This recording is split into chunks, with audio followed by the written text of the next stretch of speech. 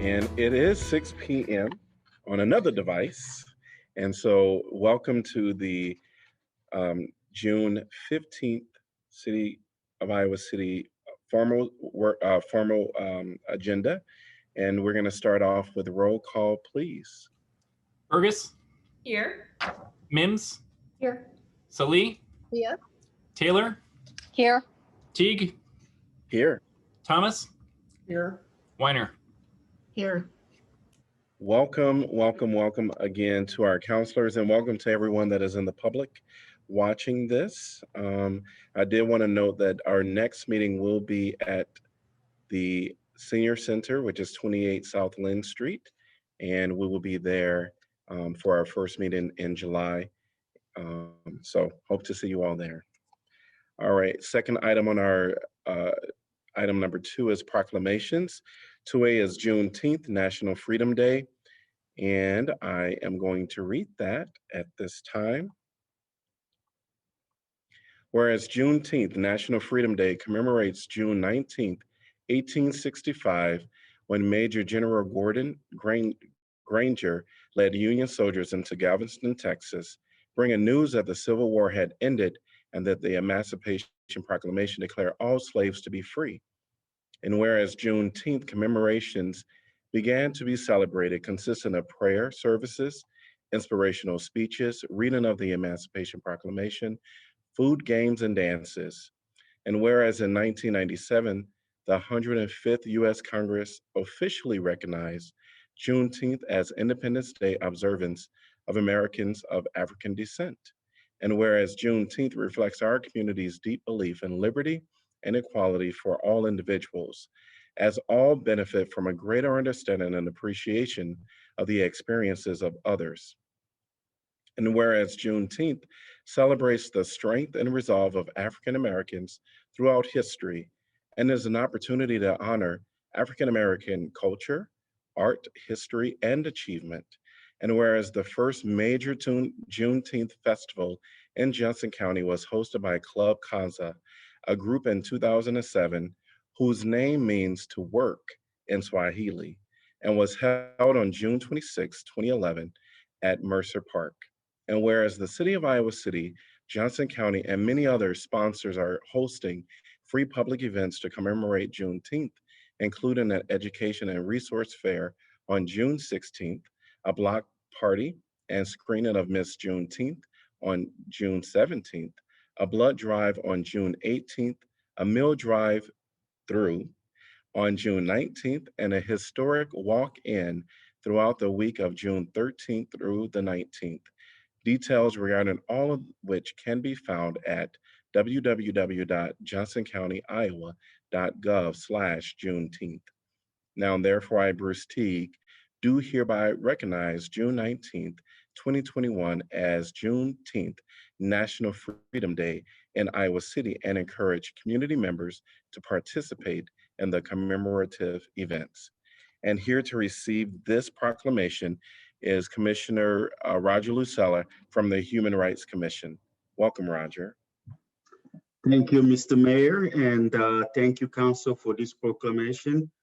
Juneteenth is the oldest nationally celebrated holiday of the ending of slavery in the United States.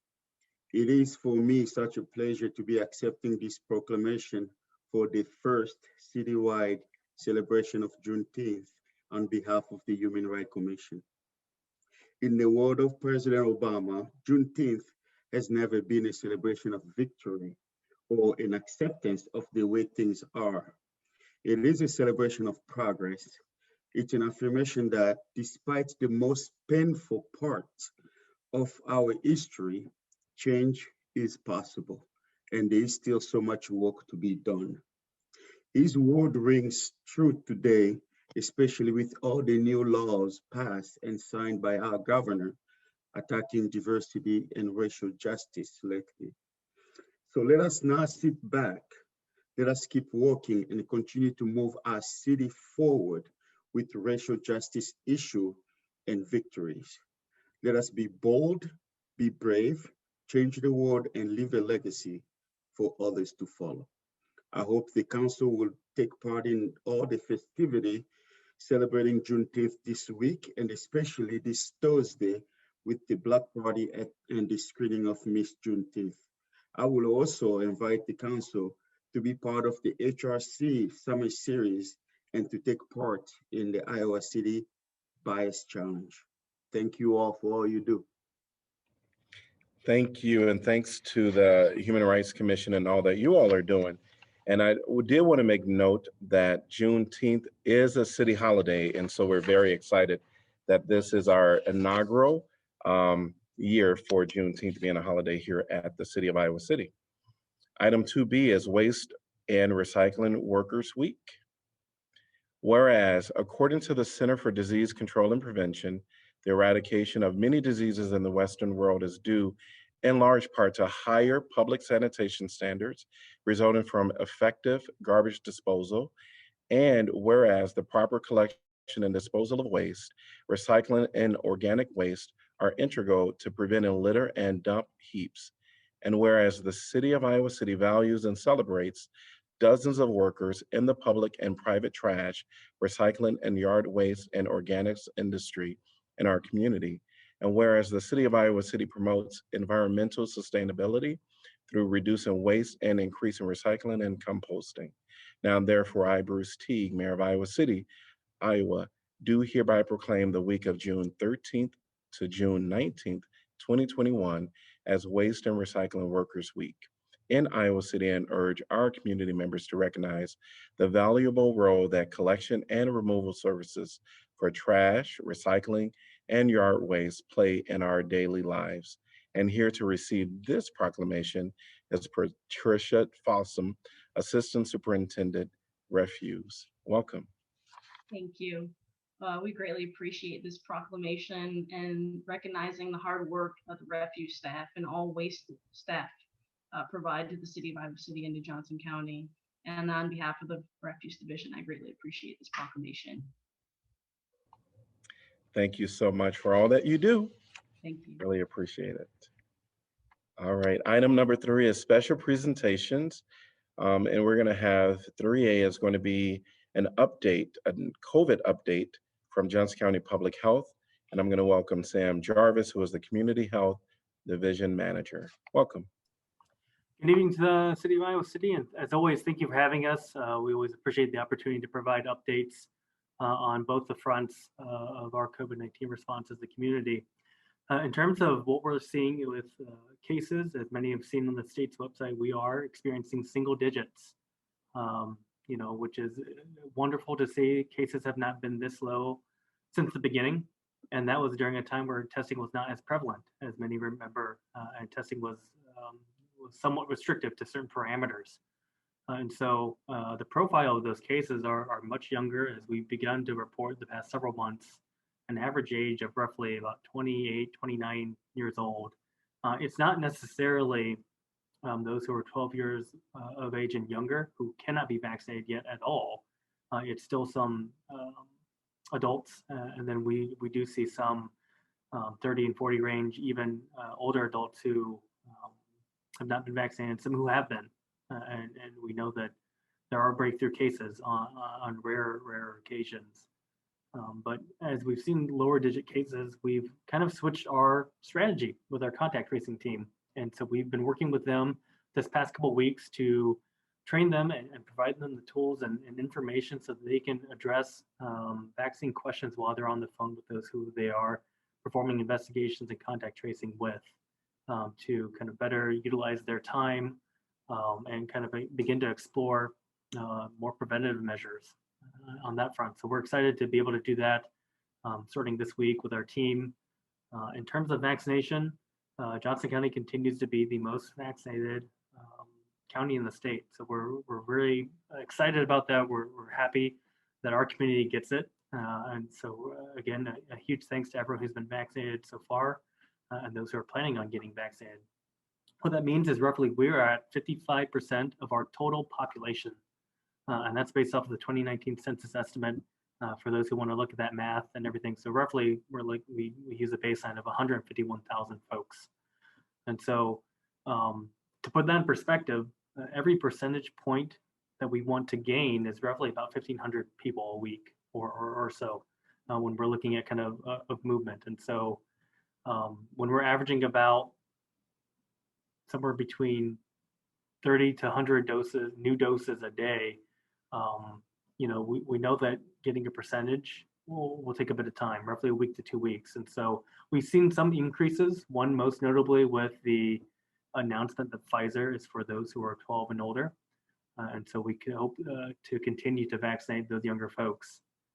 But as always, great appreciation to our community for recognizing the importance of vaccination, and we hope that others are continuing to share that with their friends and family, because we know that that kind of trusted link to others helps really solidify that decision.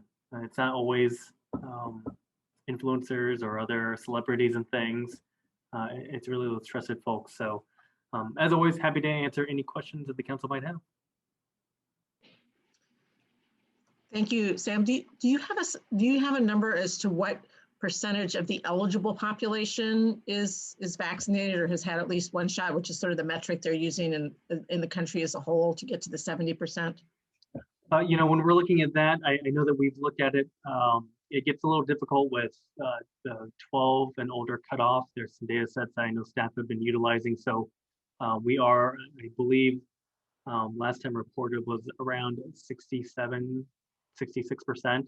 I think we had reported out at one point 64 to 65, but then with the addition of that age group, obviously that increased that population a bit, or baseline. So we're making headway, not as quickly as many would like, but continuing to make progress.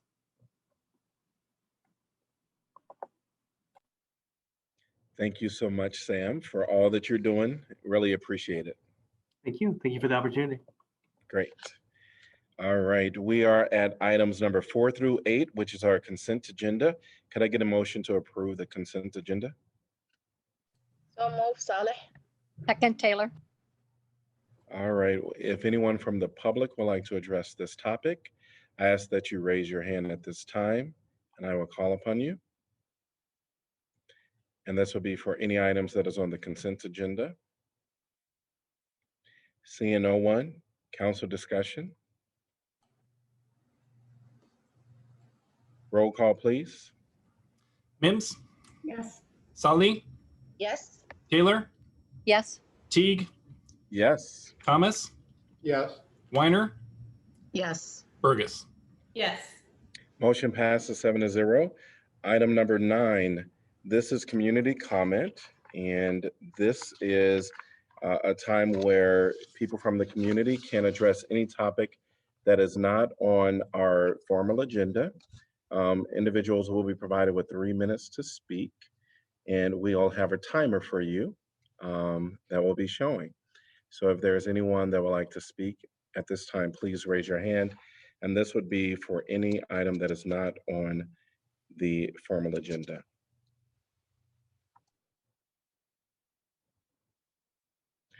Welcome, Dan. Followed by Taylor. Welcome, Dan.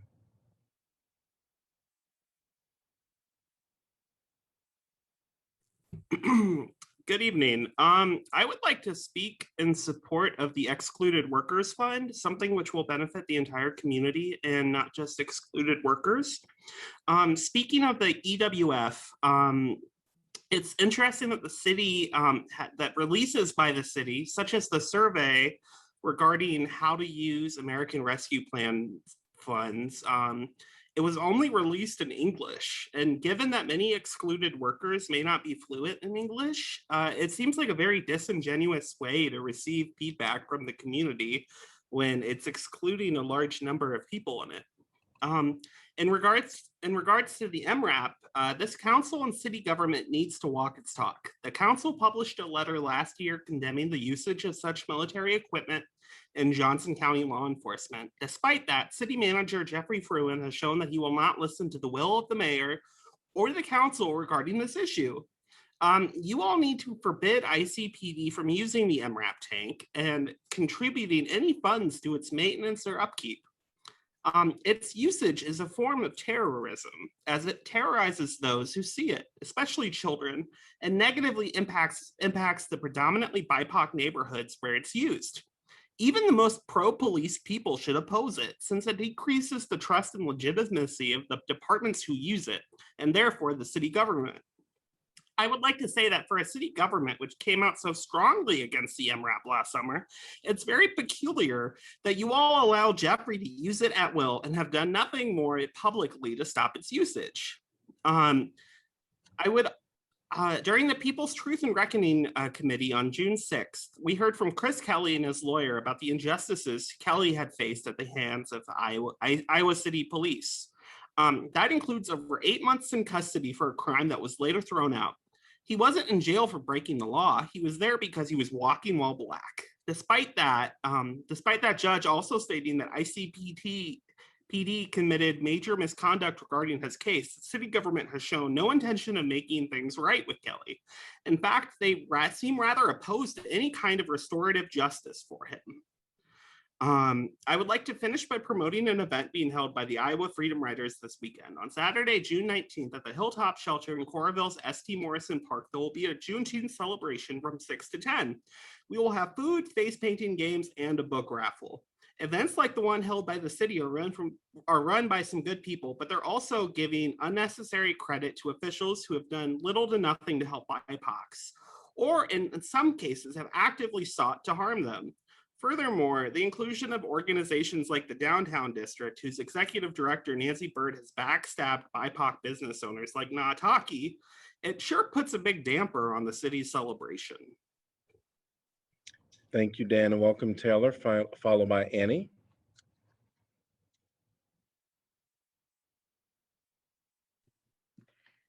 Hi there. First, I want to support the Excluded Workers Fund. I took your survey today, but I wanted to make sure I vocalized it too. I also want to draw attention to the civil rights lawsuit against the city because an Iowa City police officer, Travis Neild, needlessly stopped and arrested Iowa City resident Chris Kelly in December 2019. He was held in Muscatine County Jail for 8 months before a federal judge threw out the charges against him, calling it a case of walking while black. So as you know, Kelly is rightfully suing you, and there's actually a website that Kelly's lawyer has set up about the case, and it's walkingwhileblack.org. And I just wanted to read from its front page directly since you continue to insist that we need ICPD. It says, this lawsuit recognizes that the illegal stop and excessive force on December 26, 2019 was not some isolated incident, not the result of any single individual's singular exercise of poor judgment or a mistake, nor merely the work of a few bad apples. It did not come out of nowhere. Rather, it was a particularly flagrant instance of a broader and longstanding custom and practice that is familiar to many, many Black people in Iowa City. The custom and practice is the product of a legacy of official acts and omissions, supervisory practice, official and unofficial trainings, on-the-job training and mentoring, and expectations, stereotypes, and understandings expressed and reinforced through conversations, shared sympathies and frustrations, rehearsed justifications, reactions, stories, anecdotes, jokes. It is continuously created, maintained, and enforced by ICPD officers and local officials at all levels, including the highest levels, on a daily basis, on duty and off. Critically and intolerably, it is both explicitly and implicitly driven by considerations of race and invidious racial stereotypes. It is, in a word, racist. That's on the website walkingwhileblack.org. Travis Neild is ICPD. This is what ICPD is. Why is it like pulling teeth to budge you closer to the smallest of checks on police power, for example, taking away the keys to the MRAP, and impossible to get you to take any action outside of letting Jeffrey Fruin, who is not elected, feed you a harmful plan to expand the police department by incorporating the cops into the city's nonprofits, meaning people who rely on those resources have to give them up if they are understandably distrustful of these police. We refuse to be so cynical as to believe that this poisoned institution is the best we can hope for. We can actually take care of each other. We can actually prevent harm. Better things are possible. Defund the police. Thank you. Thank you. Welcome, Annie, followed by Stephanie.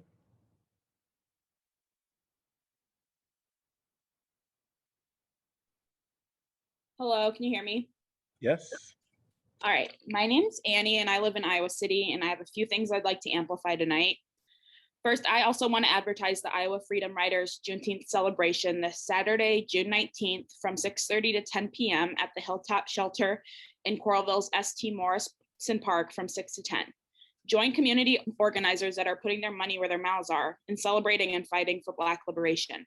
There will be free food, music, kids' activities, and community bonding. Hope to see you there, Iowa City.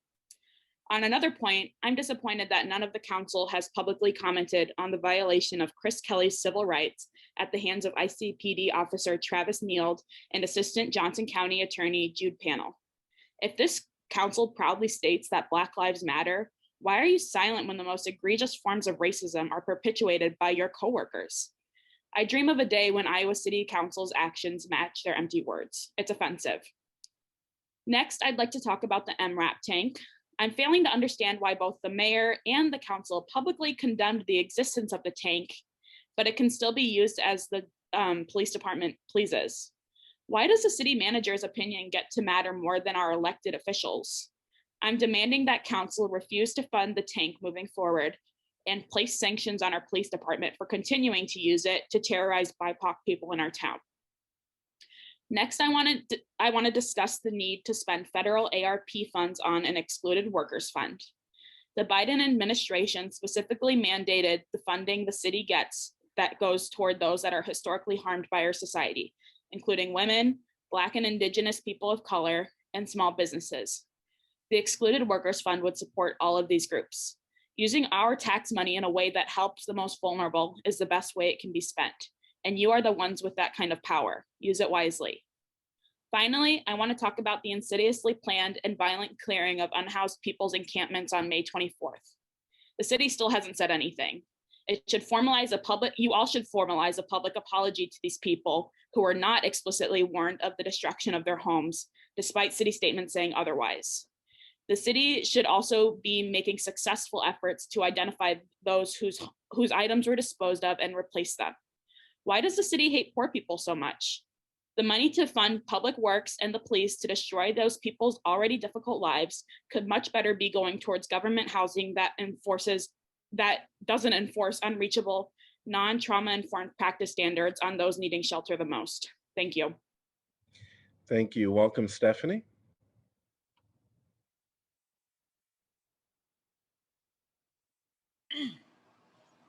Can you hear me? Yes, welcome. Thank you. Okay, I kind of wanted to echo what Annie was saying about the homeless encampments. I'm really frustrated, and I think that maybe possibly even see this as an indication of the fact that the Frun plan is going to be basically useless for these folks.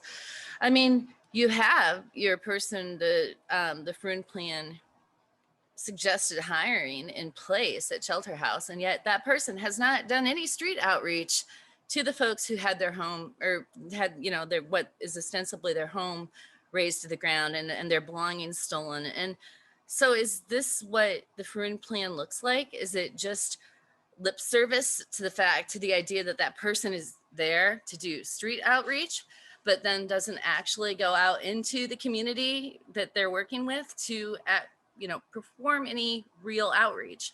Because we've certainly talked to people, and we know that there are people in various stages of addressing this issue with the city. So we want to first ask that the city listen to whatever they receive in communication from those people with open ears and with the respect that they deserve, despite the fact that they do not have access to homes in this community. I'd also like to take a moment to talk about the Excluded Workers Fund. I also, as you know, I am with the Iowa City Mutual Aid Collective, and we are one of the groups that is supporting that plan. And I want to talk about the fact that the city put out a survey asking people how that they feel, and the county for that matter, how the money should be used. And it was done online and in English. So the people that it would help the most, and the people whose opinions don't really quite ever get a voice, aren't able to find it. They aren't able to read it. And just generally that practice in the city perturbs me to begin with. I saw an incident last night, 2 nights ago, when I was at Weatherby, that almost involved the cops being called that night because a person who was a white person was screaming at one of the women that she was breaking the rules. And I walked up to the gentleman and I suggested to him that he should consider that the rules are only posted in English at that park, and this woman doesn't speak English. So how is she supposed to know what those rules are? That's the kind of racism that's inherent in city government that is causing problems for everybody in this community, and it needs to go away. Thank you, Stephanie. Would anyone else like to address council at this time? If so, please raise your hand and I'll call upon you. Seeing no one, I am going to close this time of public comment. We are on to item number 10, and this is planning and zoning matters. 10A, rezoning Hickory Trails Estates. Ordinance conditionally rezoning approximately 48.75 acres of land located south of North Scott Boulevard and west of North First Avenue from interim development single family to low density single family with a planned development overlay zone. And this is first consideration. And could I get a motion to give first consideration? So moved, Mims. Second, Burgess. Moved by Mims, seconded by Burgess. And I'm going to ask if anyone from the public would like to address this topic, to please raise your hand at this time. I don't see anyone on the phone lines, but if there is anyone, you can press *9 to address this topic. Stephanie, I still see your hand up from the previous item. I'm not sure if you want to address this item, but I'm going to call on Martha, followed by Stephanie if her hand is still raised. Welcome, Martha. Welcome. Thank you for the opportunity. So I sent a letter to council on Sunday outlining some larger long-term issues related to planning ideas, but I wanted to speak specifically to the Hickory Hill project, or the Hickory Hill adjacent project. So I go to Hickory Hill 1 to 3 times a week, and my running route takes me adjacent to Hickory Heights Lane. And for reasons I don't understand, it is a clear view of just an open field to those houses at the crest of the hill. And those are huge houses.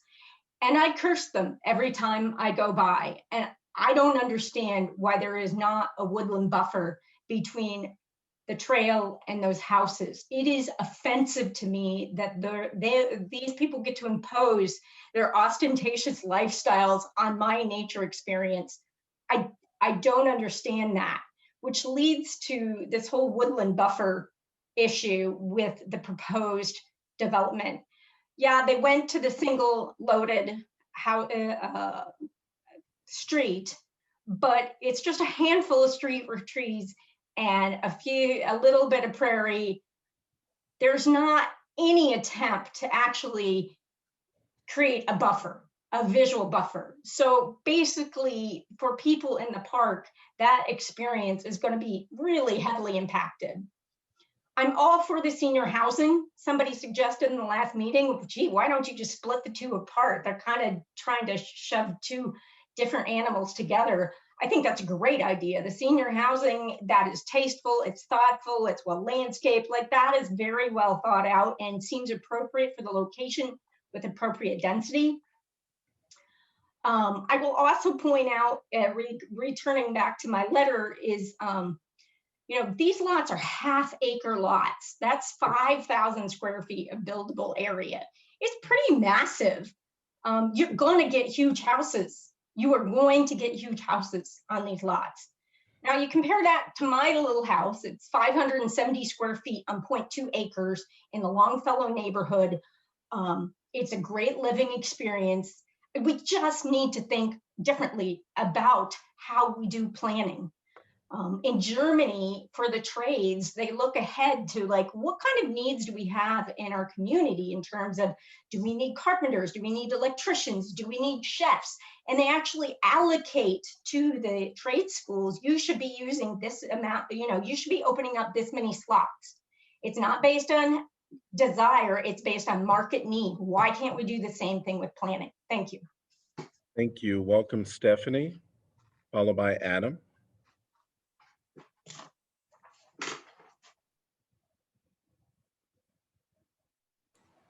I already spoke, you all, so I think maybe I was being called on again. Yes, your hand is still raised. All right, thank you. Welcome, Adam, followed by William.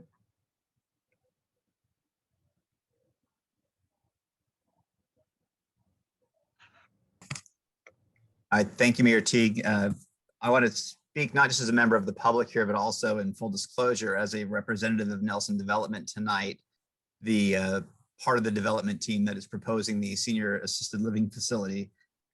I just want to stress for everybody listening, I mean, the public as well as the city council, that this plan has gone through 2 revisions incorporating city staff and public input, and done that in good faith. And that the result of that has been that the plan before the city council tonight was voted 6-1 in favor at P&Z after going through all of this good faith input and revision. And P&Z, in making that recommendation at a 6-1 vote, did so because the staff reports from the experts and the specialists that are entrusted by our city government to evaluate the proposals each advised P&Z that the proposal complied with the relevant criteria. We are not a nation of mob rule or by regulation by fiat. We have the criteria we have, and to the extent anybody finds fault with those criteria, the legislative process is there for overhauling or for creating new criteria in the future. But for the sake of predictability and rule of law, so that people can know how to operate accordingly, this developer has followed those criteria. They're codified in Title 14 of the City Code. That's Chapter 3, Article A, and Chapter 8. It says specifically that in the staff report to P&Z on this proposal, that the plan complied with the comprehensive plan and the Northeast District Plan. It's been commented that the rendering for the Bluffwood neighborhood is a veritable overlay of the current drawing for this proposal, with the only significant difference being that where we had 2 cul-de-sacs in the Bluffwood drawing, this proposal has a through street, and that is in order to comply with our more current comprehensive plan, which allows greater public access to the expanded Hickory Hill Park that will be created by this development. So looking at exactly what has been proposed here, the experts who work for the city have found that it is compliant. It complies with all applicable approval criteria found in Chapter 3, Article A. And it's important that while I know that the public has a lot of passionate feelings about development in general and about Hickory Hill in particular, again, as I've said before, my family lives near Hickory Hill Park. We value the park and use it all the time, and we don't want to see anything happen to deteriorate the quality of the park. But looking at this plan, everybody who has been tasked with being experts have recognized that this plan does comply with all the relevant criteria. It protects streamside. It has a woodland barrier to the park. It expands the park by 14 acres. The majority of woodland cover is protected. This is a plan that does everything the developer has been asked to do. And it is a great opportunity to make sure that development next to this valuable park is something that brings in a diverse community of people. And I think it's before the city today to the city council tonight to just listen to the community input, but to recognize that your job here is circumscribed by code and to follow that accordingly. Thank you. Thank you. I want to acknowledge that the developer, he was a part of the development team. I also see Joe Clark was also a part of the development team. Certainly, council may have some questions for you during our time of discussion. And so we'll come back if councilors have any questions for clarification or any questions at all with the developers. I'm going to call on William, followed by Nanda Kumar. Thank you. I just have a couple of comments. First, I wanted to point out that even though the Bluffwood neighborhood was intended to be predominantly low-density single-family, it actually isn't. It's actually about 45% multifamily. Second, The community members are not opposed to having an assisted living facility in the community. However, the parcel of land in question was projected to be low density, single family residential. And so the members of the community had suggested to P&Z and the developers at the P&Z meetings to perhaps place the senior care facility on the parcel of land adjacent to and directly due north of the 9-acre parcel that is in the proposal. You will notice that this land was left out of the proposed sale by ACT. It's less than 100 yards away from the proposed site. And you'll also notice that this land was projected to be used for multifamily medium density dwellings in the comprehensive plan, but yet it has been left out of the sale. An alternate suggestion made by community members was to consider building the senior facility on some of the 185 acres of land along Scott Boulevard, which ACT also owns and borders the community. At the previous work meeting tonight, P&Z members said the neighborhood association was offered to buy the land. I want to know what neighborhood association they're referring to. I've lived here 27 years and never heard of such an offer and have never seen a for sale sign on the property. And then lastly, the property in question, again, was projected to be low density, single family residential. I understand that the people who will be taken care of at the facility will look at it as their residence. However, if you look at the large assisted living facilities in Iowa City, many are designated limited liability corporations, which employ dozens of employees. So they are in fact commercial type entities, and we believe it can be placed within the community, but not directly on the property abutting the park, which was again to be low density residential. I think if they look at all the options, ultimately this can be a win-win-win for everyone involved here. Thank you. Thank you. Welcome, Nanda Cooter, followed by Dan.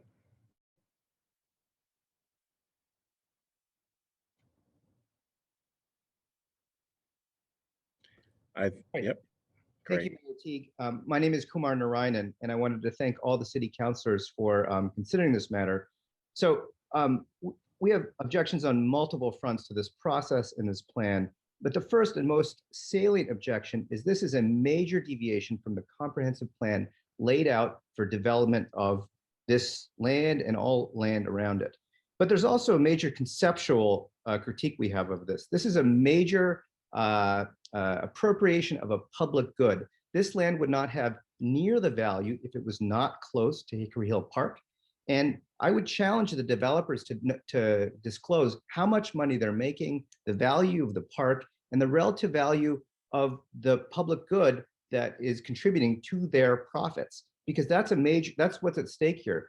If these huge homes were not next to the park, they would not be worth nearly as much. These houses are not affordable, and they are not something that they're something that the homeowners are getting a lot of value of, but the community of Iowa City is getting almost no value from.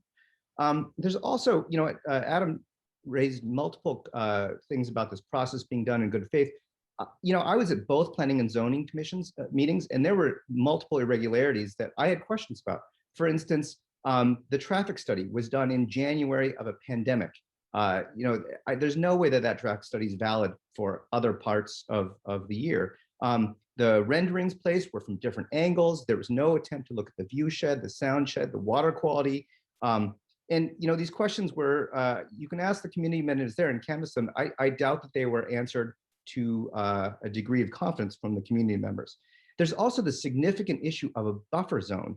The buffer zone is really important because in order for the park to maintain its value and the value of the public of Iowa City, there has to be a buffer zone, whereas this development does not interact with the park. And many people identified win-win situations where there was a building that was respectful at some distance from the park that did not interact with the park and maintained access to Scott Boulevard. But that avenue was not pursued, presumably due to the financial payoff from building these gargantuan homes.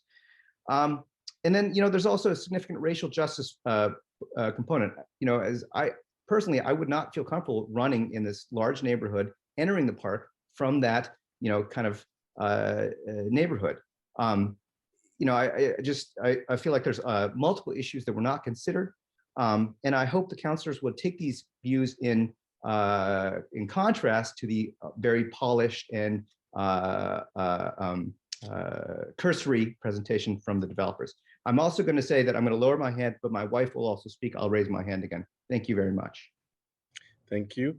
Welcome, Dan, followed by Joe. All right. I just want to back up everything said by Martha and everybody else who has spoken up against this project. The plan for Hickory Hill that y'all are going to be voting on is a clear example of how the city of Iowa City doesn't care about ordinary people. Instead, y'all cater to the ultra wealthy and whatever these developers bring to you. In doing so, you ignore the wishes of ordinary folks. Instead of turning this into affordable housing or something useful for the majority of the community, I mean, it seems like you may vote to just piss all that away. I mean, please listen to everyone who's spoken up against this project, because I mean, as it is right now, this project does not favor the ordinary people in the community. Adam Tarr, he may be an upstanding guy, but his comments are totally ignoring the wishes of the people. It's clear loads of folks are upset with this plan. And sure, even if this was something planning and zoning was really into, that doesn't change the fact that loads of people don't want it. Sorry, Adam, but this isn't something that people like. At the last meeting, negative comments were overwhelming the positive ones. The beauty of the legislative process is that the wishes of the people are reflected by elected officials. And I hope those elected officials listen to their constituents. Also, don't take the word of some developer who is overstating just how much the community supports this project. Also, again, sorry, Adam, but your comments about the experts liking it, that just reflects all the elitist bogus which plagues the city. Don't let these elites, whether they be a developer or Jeffrey Fruin, outweigh the voices of constituents. Hickory Hill is a wonderful place, and it is clear that this project is going to harm the park and its surrounding neighborhoods and the people who live there. Please maintain it. Please maintain its buffer zone. Don't let these jerks bastardize its wild beauty. Also, I'm just going to say that the developer's timer ran out. And it's really, as someone who's constantly been cut off by the city, it's ridiculous that guy was able to just talk and talk and talk without being cut off. I mean, after I'm done, after my timer goes down, y'all are going to cut me off without a second thought. Why didn't you do it to that guy? Again, that goes back to the elitism within the city government. It's clear that this council doesn't give a damn about the feelings of anyone except those who aren't a part of your system. I just really hope that council just listens to the public for once regarding this issue, because I mean, there's so many other issues which council has not listened to people about. Thank you, Dan. So Joe Clark is a developer, and this council will allow the developer to give us information pertaining to this project, and I'm going to ask counselors to say their comments or questions to the developer after when we actually have our time of discussion. Welcome, Joe.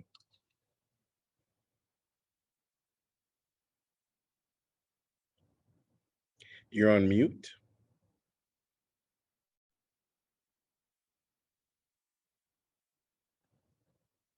You're on mute still. Sorry, can you hear me? Yes. All right, good evening, and thank you, City Council, for letting me speak on behalf of the development team. Our team consists of Mike Welch at Axiom, Jacob Wolfgang with Nelson Development, and myself with Hickory Trail Estates.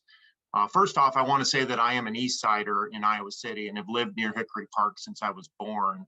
I love the park and would do nothing against it, as I've enjoyed it for over 40 years of my life. I'm a local real estate broker and developer that has produced similar projects in Windmill Heights in 2017 and Tamarack Ridge in 2020. Both are successful developments on the east side of Iowa City. I'd like to touch on 7 key points tonight. Number 1, rezoning.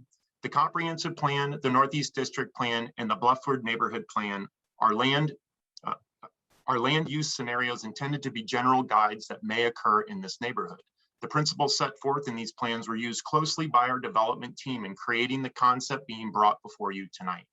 Many different concepts were created and reworked prior to the submittal of the final concept. We believe this is the best plan for this particular parcel of land. The 48.75 acres of land is currently zoned IDRS.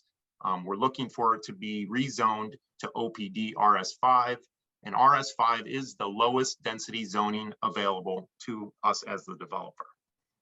Number 2, the land purchase. The land purchase took almost 7 years to negotiate and complete with ACT. The city's interest in the land purchase. In the past 3 months, the city of Iowa City has stated that they do not have the funds set aside to purchase this 62-acre parcel of land for parkland, nor do they have an interest in a public purchase of any smaller portion of the property. Friends of Hickory Hill Park's interest. Friends of Hickory Hill Park have never made an offer to purchase this land from ACT that I'm aware of since ACT took ownership of the land in 2008 from John Larson. Additionally, Friends of Hickory Hill Park have not approached me as the developer to purchase the land, thus indicating they do not have interest in owning the 62-acre parcel. Number 3, cul-de-sacs. City staff would not support a plan brought by the developer to use 2 cul-de-sacs back-to-back on this land, thus going against the drawings in the comprehensive plan. Instead, they opted for a through street that would allow 2 exits for emergency vehicles. The Northeast District Plan states using cul-de-sac streets should be done on a limited basis, such as where topography or other sensitive features prevent practical street connections. This development has a clear path down the center ridge that allows for a connecting street, and our team utilized this space to create a through street, thus eliminating any options of using a cul-de-sac. Number 4, single loaded streets. Single loaded streets present many difficulties for a developer. The full cost of infrastructure installed with only 1/2 of the lots being developed. Friends of Hickory Hill Park, along with Planning and Zoning Commission, have requested we supply a single loaded street. We have complied with their request and removed 17 single family lots from the west and south side of the street and ultimately reduced the size of the lots on the east side of the street. Although the team was reluctant to add this feature, this was agreed upon in efforts to gain the support of P&Z and some of the members of Friends of Hickory Hill Park and city staff. Number 5, environmental features in sensitive areas. The beautiful trees in the northwest corner are being preserved and 113 street trees are being added. The project has also met the 50% threshold imposed on by the city for any new development in this area. Sensitive and steep slopes, woodlands, and stream corridors were taken into consideration when choosing where to place the roads and housing. These items limited the options our team had when designing the current plan. The center ridge down the middle of the development was used for the roadway, which lends itself perfectly for a single family housing development on the east side. The comprehensive plan encourages development that occurs with consideration of ecological features such as protecting critical wildlife habitats, natural terrain, future green spaces. Our development team definitely took this into consideration when creating the current concept for this land. The 14 acres of donated land to the city should also not be forgotten. Number 6, affordable housing. This has come up pretty recently. Rezoning of the land in the Bluffwood neighborhood does not require affordable housing. The comprehensive plan does not include an affordable component. The city should not be able to change the rules midstream. This concept should be considered based upon the existing guidelines in place for the developers at the time of submittal.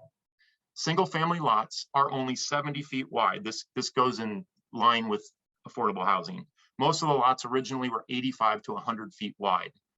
This could allow for a variety of different housing types and styles to fit into the single family neighborhood. The extra 14 acres of land is for sale and being looked at by local developers as condos and apartments on the northeast corner of Scott and First Avenue.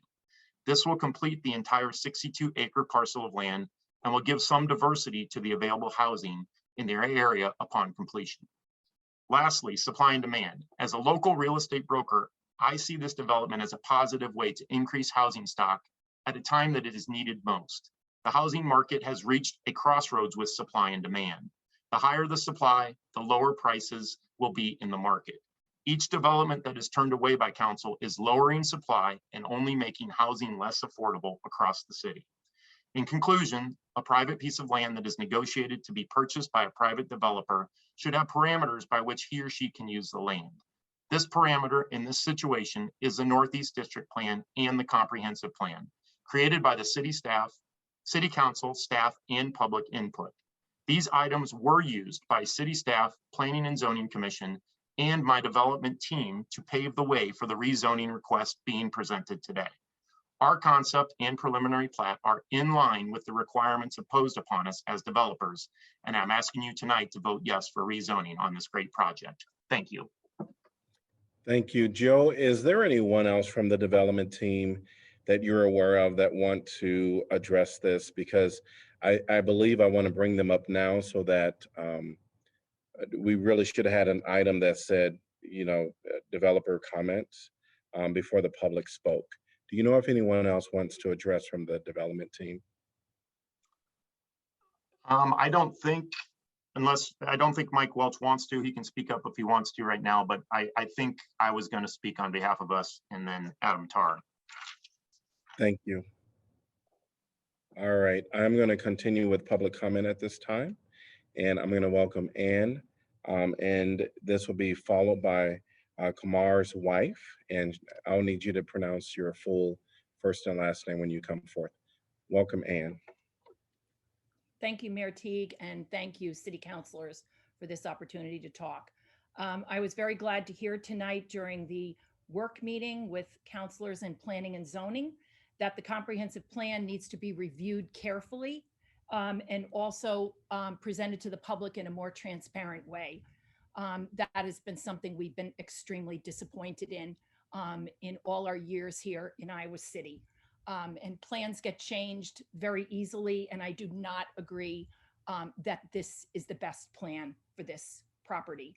I would also like to respectfully remind councilors that parts of the comprehensive plan may be 15 to 20 years old, but it was reaffirmed in 2013, and that did include the Bluffwood neighborhood and this property.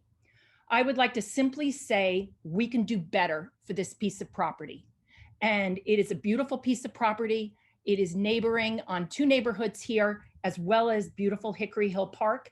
And I think that we can put in something that will work much better. And as Councilor Thomas said, something that will take into consideration more of the natural environment there. We do not think that the housing option that is being presented at least for that rezoning part for the overlay, that is a huge 9-acre facility that's going to look up to 4 stories high with 90 parking spaces, is a good option for this piece of land.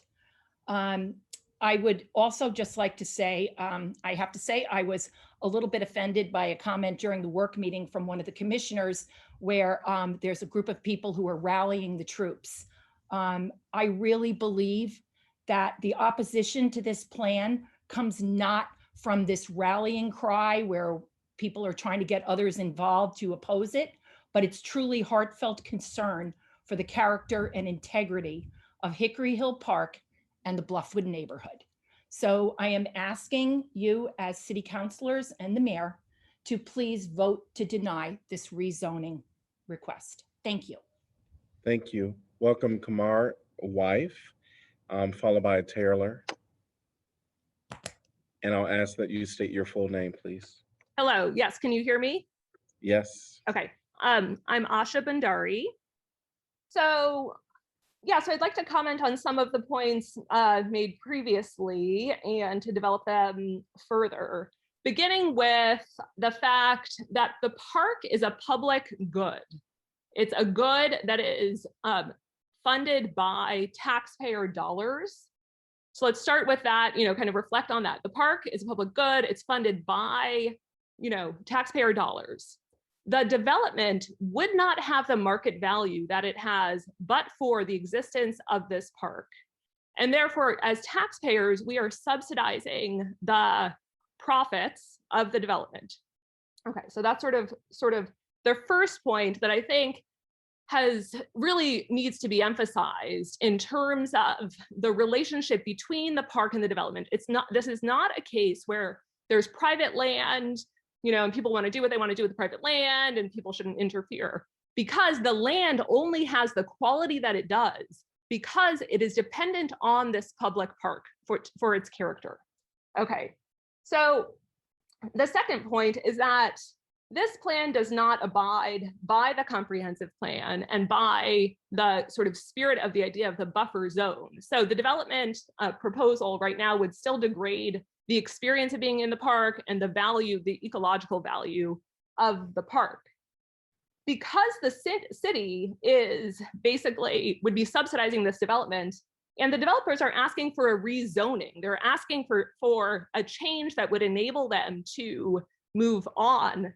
We really need to say, no, it's not a development that's in the best interest of the city, and it's not a development that protects the interests of the residents of this town. So it takes resources from the residents and transfers them to people who have more. It's an unjust transfer of resources, really. And I mean, I think one way to think about this is that really it's sort of like someone saying, well, I know we agreed that I can't do it, that I can't do this thing, but I really want to do it.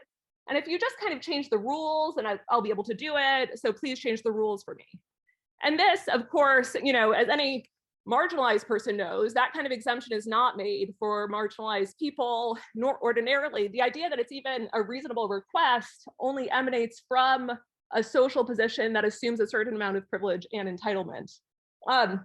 So, I mean, lastly, on the racial justice point, I think I want to emphasize a point my husband made, which is that, people with brown or black skin who are going to be running on the trail near that development may well get arrested. Someone who of course, everyone knows about cases like this. They might get the police might be called on that because they're adjacent to it. So yeah, thank you for your time. Yes, welcome, Ann, followed by Taylor. I am sorry, Ann has already spoken. Welcome, Taylor, followed by Tanner.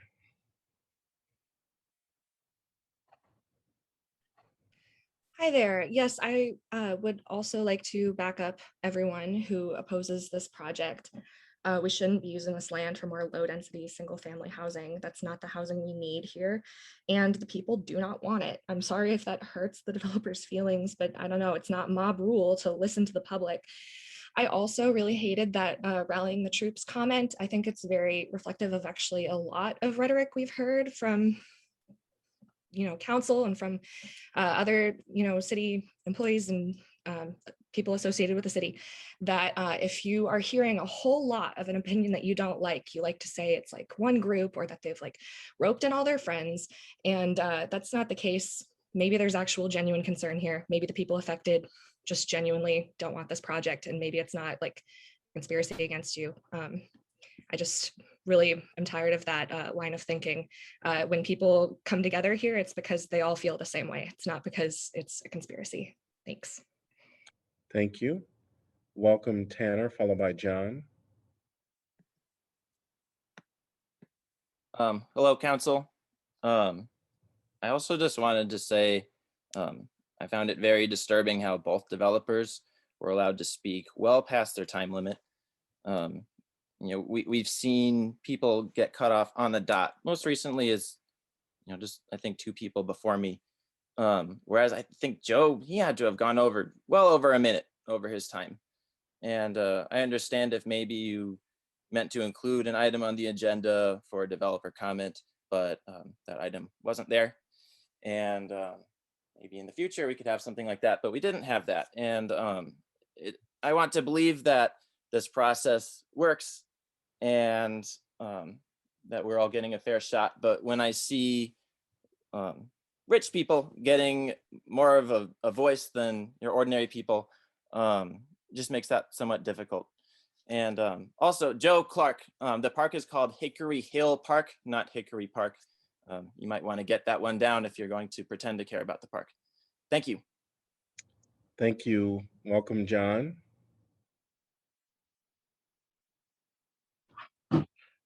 Hi, this is John Doe. At the Iowa City government and this council I'm and the way you sorry, run this this meeting isn't is a John Doe, fucking and joke. we're gonna have this stop right now. Thank you.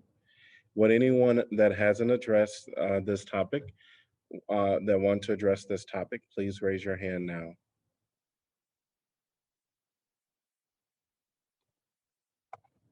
Seeing no one? All right, council, it is our time for discussion. And I'll just open it up.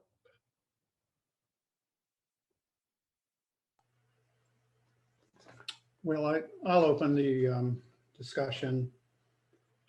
First, I want to thank everyone from the public and from the developer team, all the various stakeholders in this project. I cannot think off the top of my head anyway of a project where I identified more stakeholders than this project. It really does have many, many different points of view in terms of the outcome. And I had an opportunity to speak with many of them, and I wanted to thank them for those conversations. I found them to be very civil. I know sometimes the conversation and comments that have been made at our public meetings some people have taken exception to, but I did find my personal conversations to be very civil and encouraging in that regard. So I did prepare some comments here because I wanted to make sure I was as precise in my language as possible. We've talked about the 3 planning and zoning meetings. And really what the focus in my view of those discussions was the concept of the double loaded versus the single loaded street concept. That was really what the conversation was focused on. The first 2, the first presentation did not have any single loaded representation. The second came in response to that concern from P&Z and had a limited amount of single loaded representation. The third concept did remove the housing on the southern portion of the continuous road. And so it was that plan that the Planning and Zoning Commission adopted.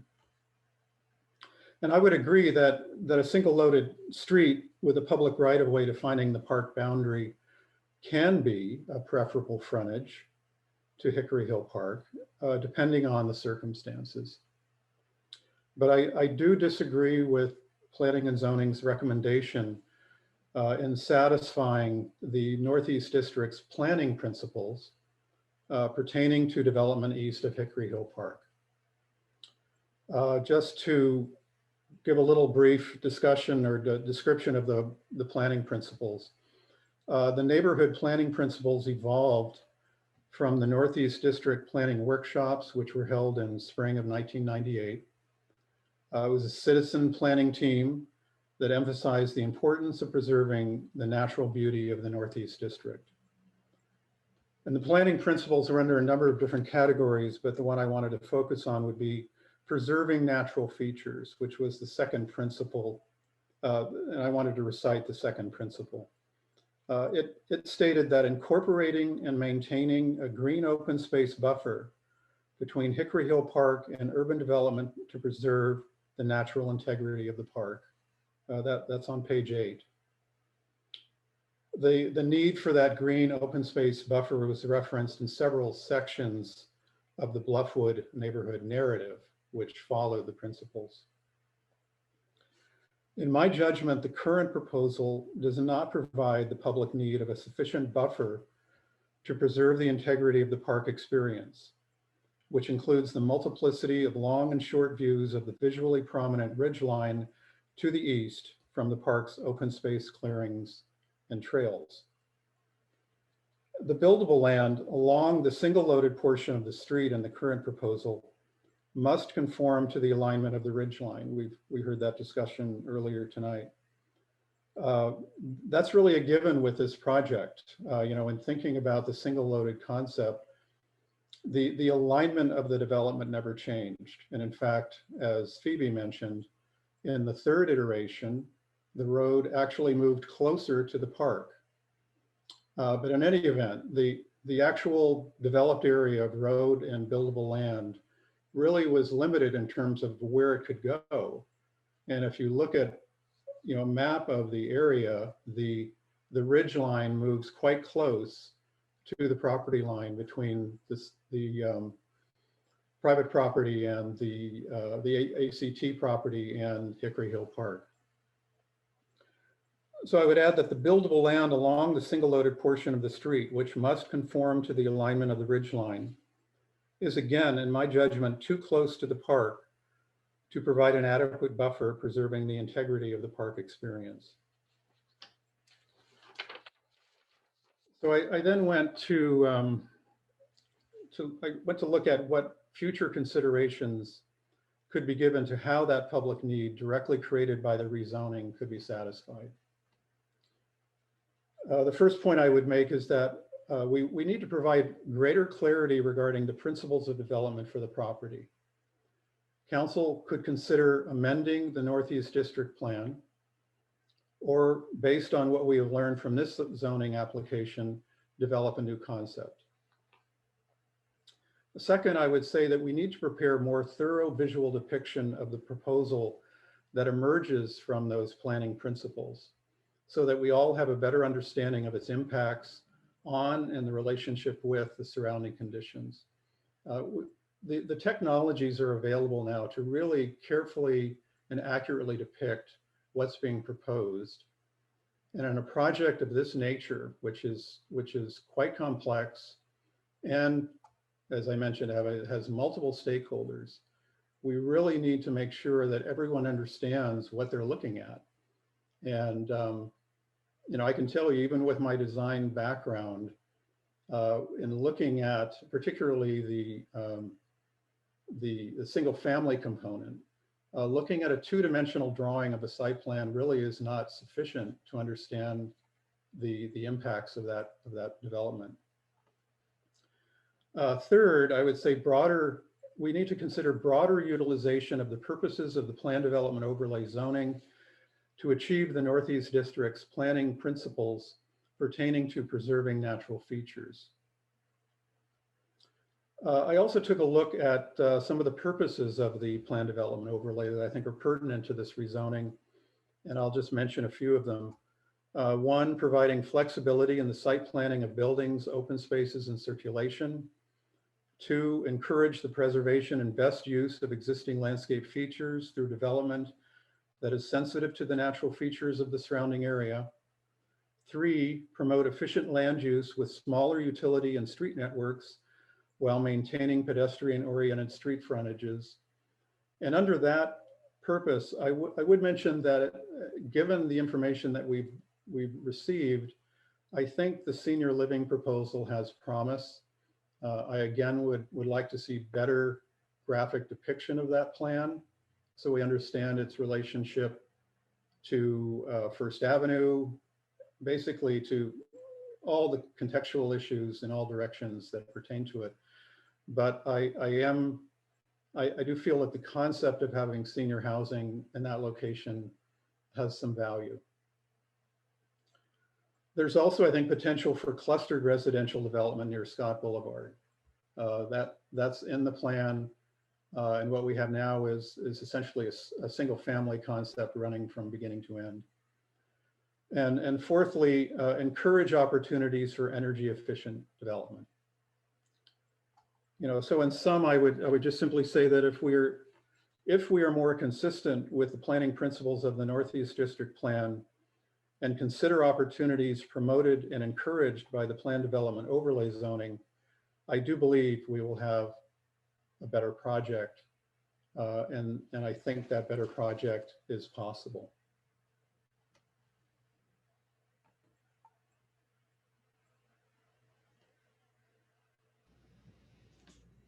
I'll jump in. I really appreciate your comments, John, and I just want to echo what you said about all the members of the public who came forward and gave such thoughtful recommendations and questions and requests to the developer and to the Planning and Zoning Commission through 3 meetings and to our now 2nd meeting where we've heard from people.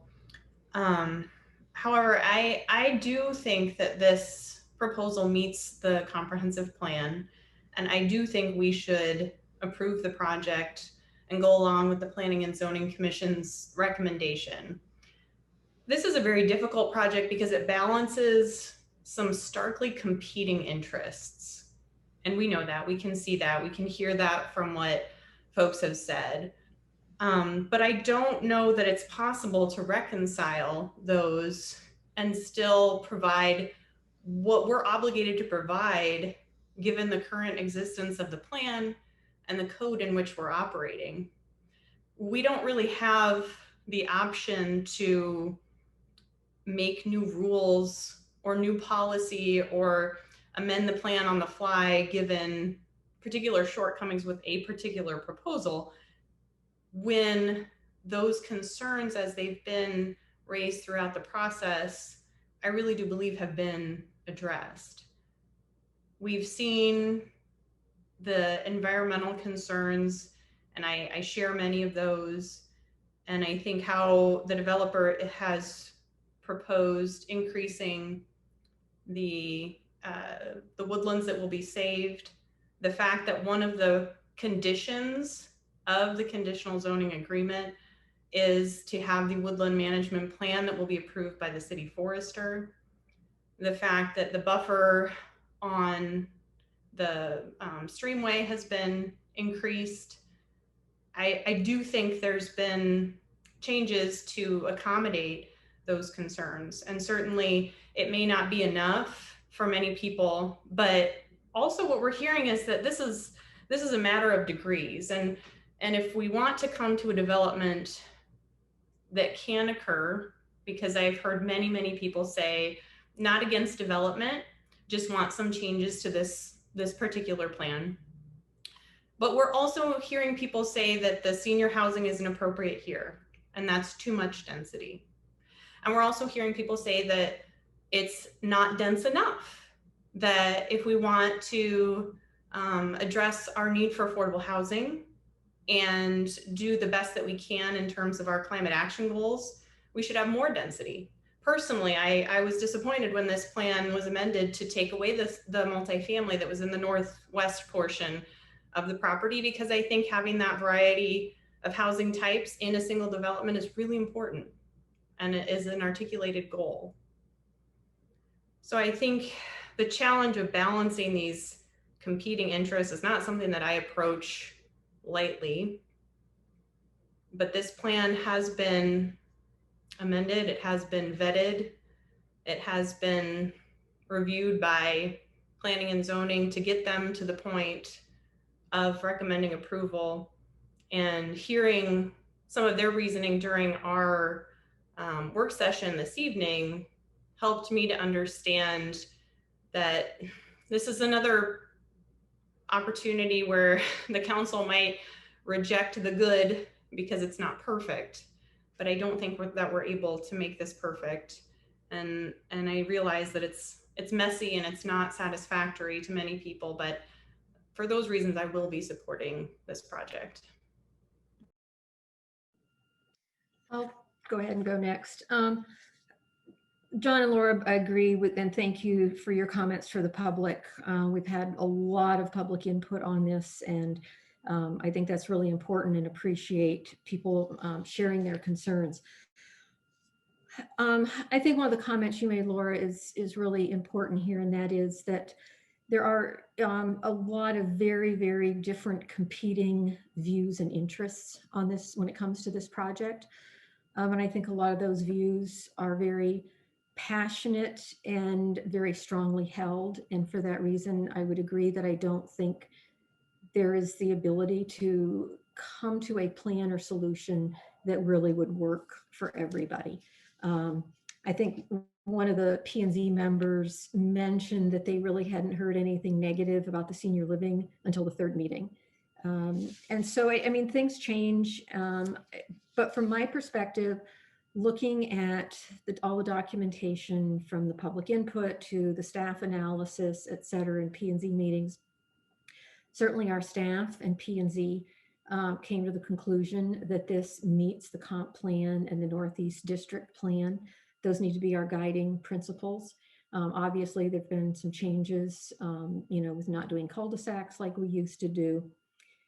Comments made at P&Z also on, predictability. We have to have rules, regulations, ordinances in place that they can rely on, that staff can help interpret for them, P&Z, et cetera, so that they know, what they can do and what they can't. And obviously there were some very significant adjustments from their first proposal to the last proposal. Laura, you also mentioned some of the changes, the additional woodland buffer, the additional acreage going to the park, et cetera. And I think those are all really positive things. A couple of comments made by the public that I'll just mention that I'll have to say that I don't agree with.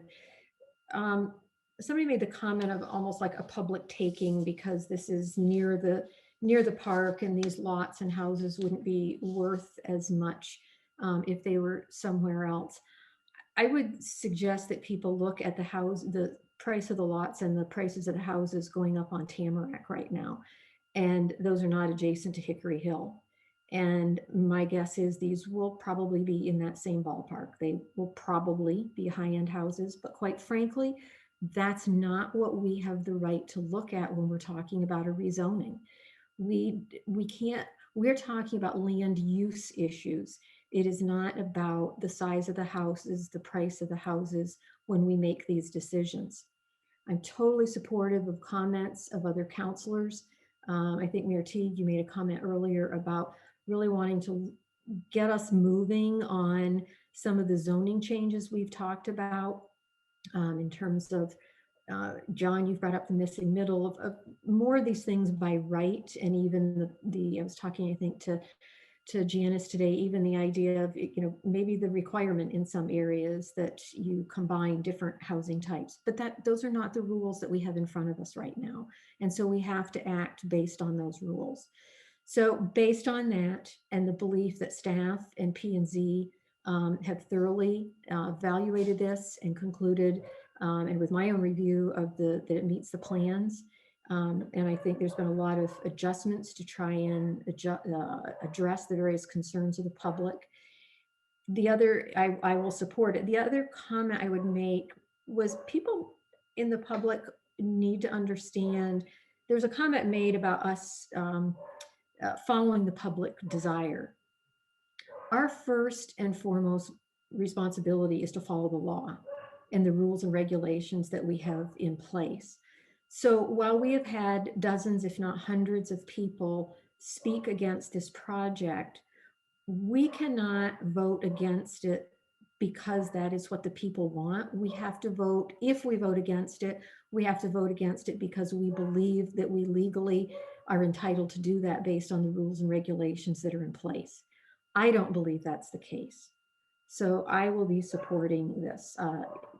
I hope we will have rules and regulations in place that allow us to have a lot more creativity and a lot more diversity in developments in the future. I will follow Susan on this since I have been trying to look at this from the legal aspect also, because originally I just thought, I don't like this project. I just didn't like the project and was going to vote against it. But the more I looked at it and looked at the zoning as it is now, the IDRS zone, the interim development single family, was described to us as a default zoning district. It's a category that until city sewers and or urban development can occur, you have it in as that zoning. Well, those kinds of things have happened. So it is time that this would be changed. And that's what we have to look at. What we're looking at now is an ordinance to rezone this plot of land. And I just keep thinking, I appreciate public comment, and most of you will know that The Mayor Pro Tem and myself, for the last 4 or 5 years, have been talking till blue in the face about the need for affordable housing. But looking at this and thinking about it and the legal aspect of it, the factors are just not present that warrant an affordable housing obligation for this plot of this tract of land. But I would encourage developers to continue to look at parts of the city that where we could put some affordable housing. But I would point out that we as a council are definitely committed to the the need for affordable housing in our community. But in this context, we have legal inability to be able to do that and require the developer to do that in this. And I keep hearing our legal counsel have continually told us about arbitrary, unreasonable, and capricious decisions. And so I looked up capricious. I wasn't sure what that meant, but it's just impulsive and lacking any firmness on the decision. And that's kind of more what my feeling towards this, against this, was impulsive because of the cost of the homes. But that can't be my major decision for that. I also looked at the fact that we're not really infringing on the park. We're not taking anything away from Hickory Hill Park. In fact, the developer is willing to add 14 acres to the park. So we're adding to the park. Granted, people going through the park are going to see these homes, but there's nothing wrong with that. I border on Willow Creek Park, and there are expensive homes all along there, along Tech Drive and along Kiwanis and Willow Creek Park, and no one complains about that. It's kind of nice to see that. Property owners were given plenty of opportunity to file protests, and I appreciate all their comments. And we did get the protest petitions, but there were not enough, of course, to require a supermajority by us. I would say that, go back to what I said during the work session, that and reflecting on what Phoebe Martin had said, that to look at the future, we definitely, absolutely have to look at the form-based codes and comp plans and zoning. We seriously have to look at these. If they're 15, 20 years old, the community has changed, the needs of the community have changed, and we need to get some affordable housing language in there and some zoning changed on that. I would encourage the developers to be concerned about the sensitive areas and the buffer zones, and I think that will help with this. Otherwise, I am very reluctantly going to vote in favor of this.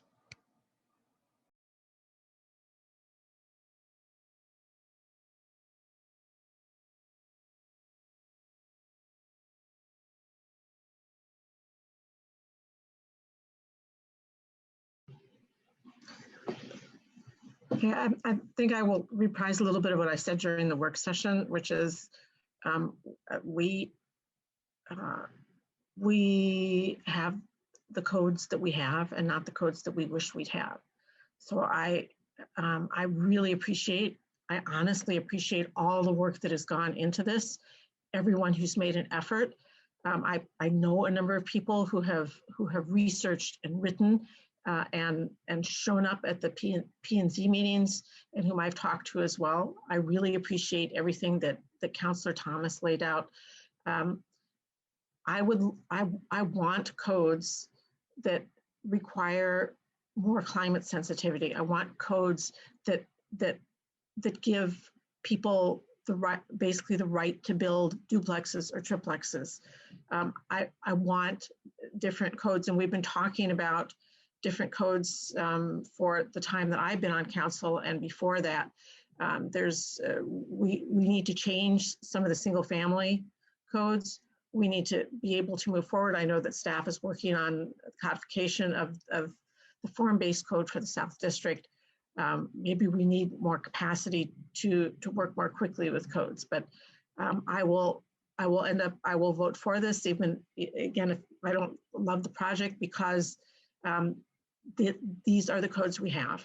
And I would really urge council to urgently take up some of these issues so that we can move forward and get our codes changed to better align with our values and our community's values.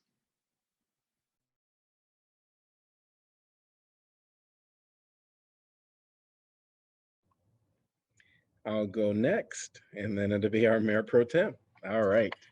Well, we had a meeting with PNC today during our work session. And during that meeting, one of the things that I know PNC job is to really look at the project to make sure that the rules and the ordinance are in line.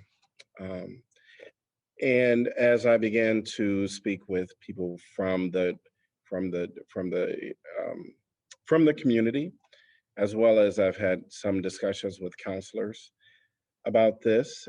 Some for, some some like some aspects of the project, some don't like some aspects of the project, which I think we all share that. Where I am now is this certainly, and we're going to make the excuse is our zoning, the codes that we have in place right now, it it doesn't meet our values. Um, for there's elements that I really love about this project, and then there are some elements that is missing. Affordable housing is something that we talk about all the time here at council, and it's missing. The buffer, I hear some of that in the natural. Um, we have animals, and we need to consider all of them in the to in this project, and there's just missing elements to this project. But as I look at what is my obligation, and that is to make sure that what comes before us meets the requirements. Now, it will never meet it 100%. There are values that, I can scream to the top of my lung and say, we really need to stop and not do this because affordable housing is missing. And I wish I could do that. And I don't feel that I have that ability. Um, I believe that the missing middle is not a part of this project as it stands before me right now. Um, we need that. We need that in our community. I know that I've said this before and I'll say it again.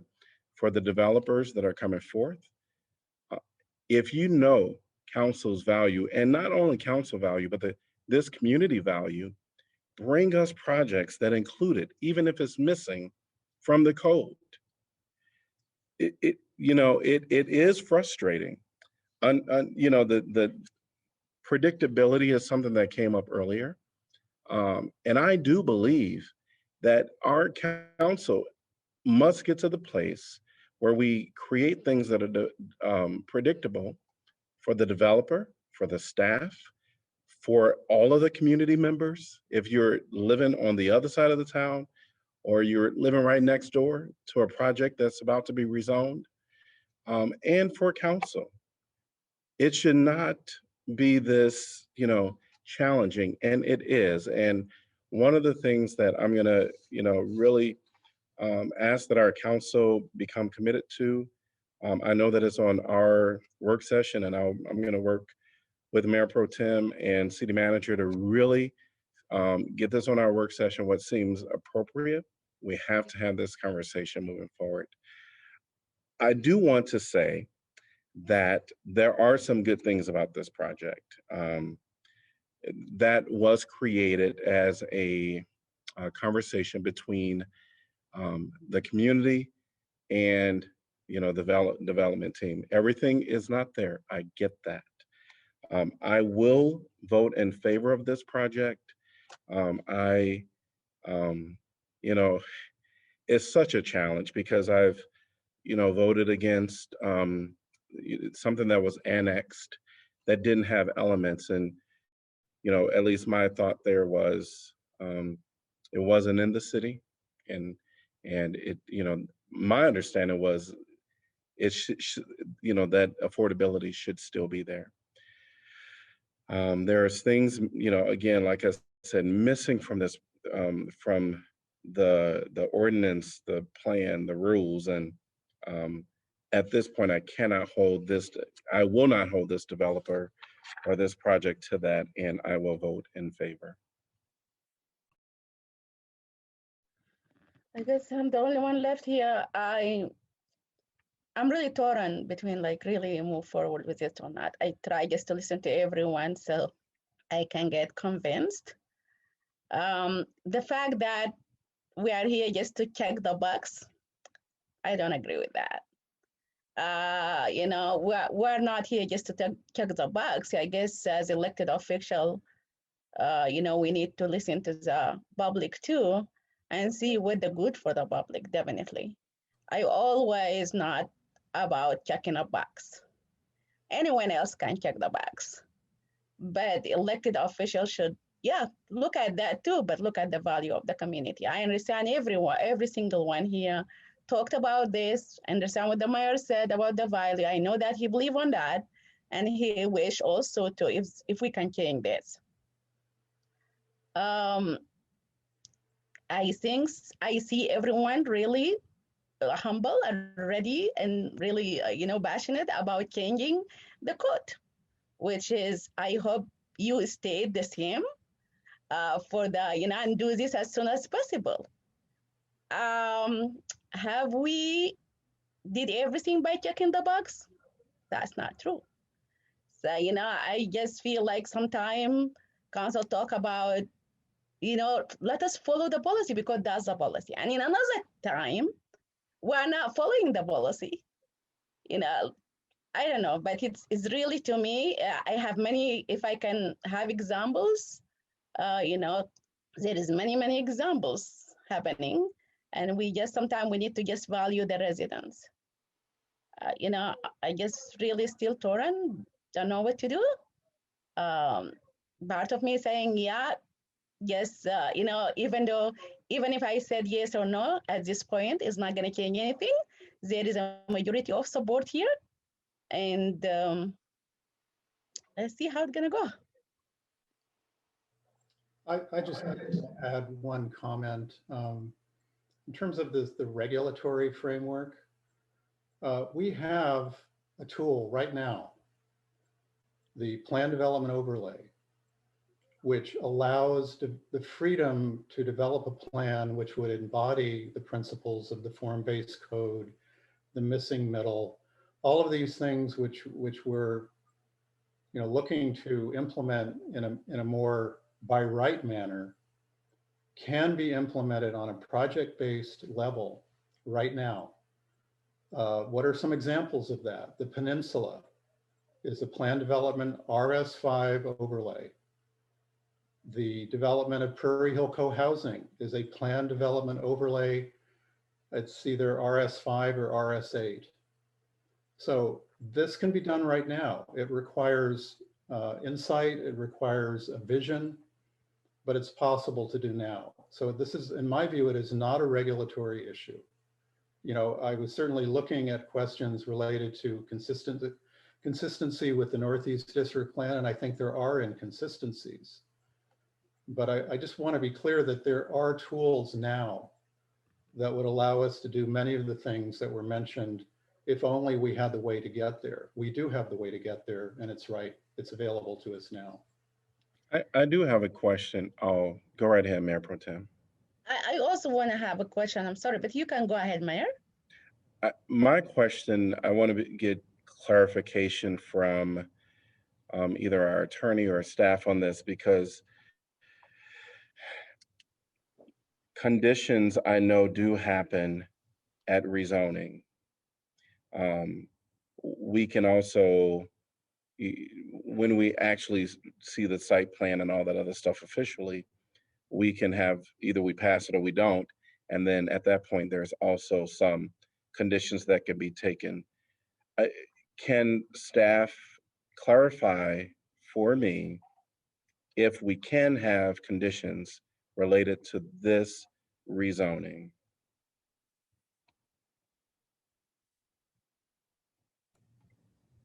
Well, I'm happy to jump in, and then Eric can clarify.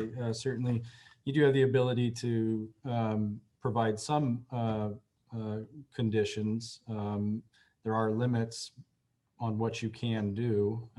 For example, you cannot provide any conditions regarding affordability because that runs counter to state law. But if you saw other land use aspects that you wanted to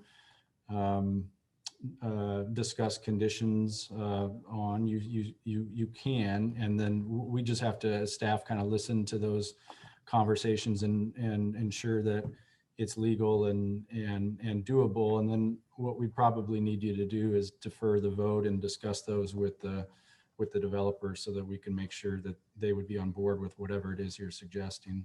Sorry if I jumped in front of you there, Eric. No, that's fine. Thanks. Yeah, I would agree with everything Jeff just said. And the other part of it is, when you're looking at conditions for a rezoning, the most important thing is that you focus on what conditions have been created by the rezoning. That is, what needs have been created by the rezoning. And that's the kind of thing that you can put conditions on. That is, building new infrastructure because there's better, greater traffic, or when we look at the riverfront crossings plan and so forth, there are affordable housing portions of that, but that's because, our city's belief was that we were going to be eliminating affordable housing. The older kind of housing stock that was present, we presume was affordable, and those are going to be torn down. And so we thought it would be appropriate with the reduction of that affordable housing to have to replace some of it. Obviously, that's not present here. This is greenfield development. There is no affordable housing already there. So I think it would be different there. As has been said by many others, we need to, the things that we can demand do, of course, speak to some discretion that we have with the OPD, but we do have to remain consistent with the code that we have. And we think that staff has negotiated those terms and put conditions in the conditional zoning agreement that address the things that we think we legally can address. No, Mayor, my question was like close to your question. Now I think that I'm a very fan of affordable housing. If I can ask the developer to do affordable housing, I will, even though it's not right now, as you said, this is like huge change. I'm not talking now about affordable housing, really.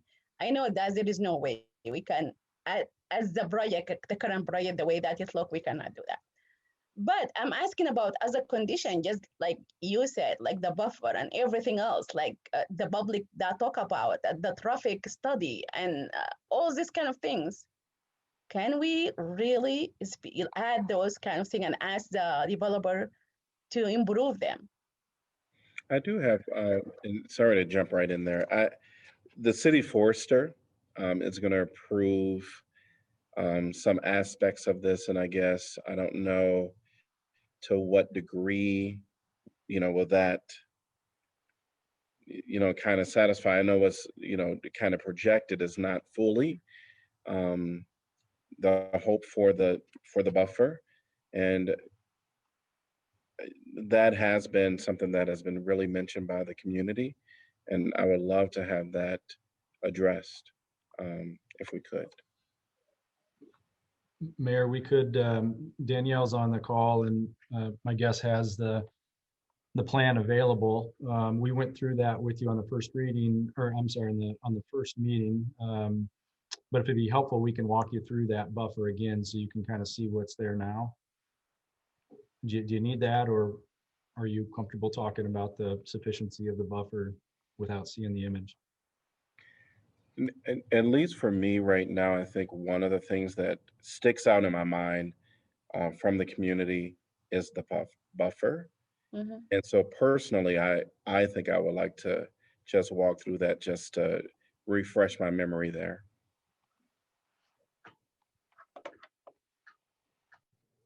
And while Danielle's pulling that up, if it's helpful for counselors, in our packet on page 470 is the conditions within the conditional zoning agreement. So you can see what it actually says about the trail connections, the traffic calming, the woodland management plan, and the landscaping plan. So I've pulled up the overall image of the development for you all. There's one that also shows the sensitive areas delineated, but this one's a little bit cleaner. Basically, Outlot A is the area between Hickory Hill Park and any development taking place. This does have the topo lines on it as well. Danielle, can you kind of just trace Outlot A with your? Sure. So along North Scott Boulevard to the north, along the western property line, north to south, and then along the southern boundary and between the street and then the single loaded side, or the single loaded side, and then the double loaded side of the street with the single family lots along the north part of the street. Okay, so for the counselors, the green area is essentially the land that would be dedicated to the city to incorporate into Hickory Hill Park. That's your roughly 14 acres there. And you can see it depending on where you're at within the development, that buffer grows or shrinks. And Danielle, if you can read, it's hard for us to read, but if you can read a few of those measurements and show. Yeah, I'm not sure that I can, Jeff, because I think this is a screen capture and the resolution is not great. Okay. For reference, though, the lots are approximately 80 feet in width, and I'm sorry, I can't read the dimension on the depth either, but you can kind of see that, compare them to the lot sizes. So at the, Danielle, if this estimate is off, please jump in, but at the kind of the skinniest part down there, if you can read lot numbers, it looks like, you know, across from lots maybe 10, 11, and 12, you may be looking at a 35 foot buffer from the roadway to the park at its probably its narrowest point. I would agree. I actually have a table I've just put my hands on. It says it's 35 feet at the narrowest there. Is there any way you can tell me what's the difference between the current one and what the public asking for, or you don't know? I have not heard any specific distance measure or articulated by the public. Obviously, that 35 feet is much shorter than you get up north. You know, as you move further towards Scott Boulevard, you know, you get a couple 100 feet buffer up there in that area. But to directly answer your question, Mayor Pro Tem, I have not heard a specific distance. So I don't know if 40 feet, 50 feet, 60 feet, you know, I don't know what would be deemed sufficient, and it's probably going to be different for every individual. Well, if I could comment, I think the area of greatest concern is most likely where the double loaded becomes the single loaded. Mm-hmm. Second, there are issues, it's not just the horizontal distance, it's, you know, what is the topography doing?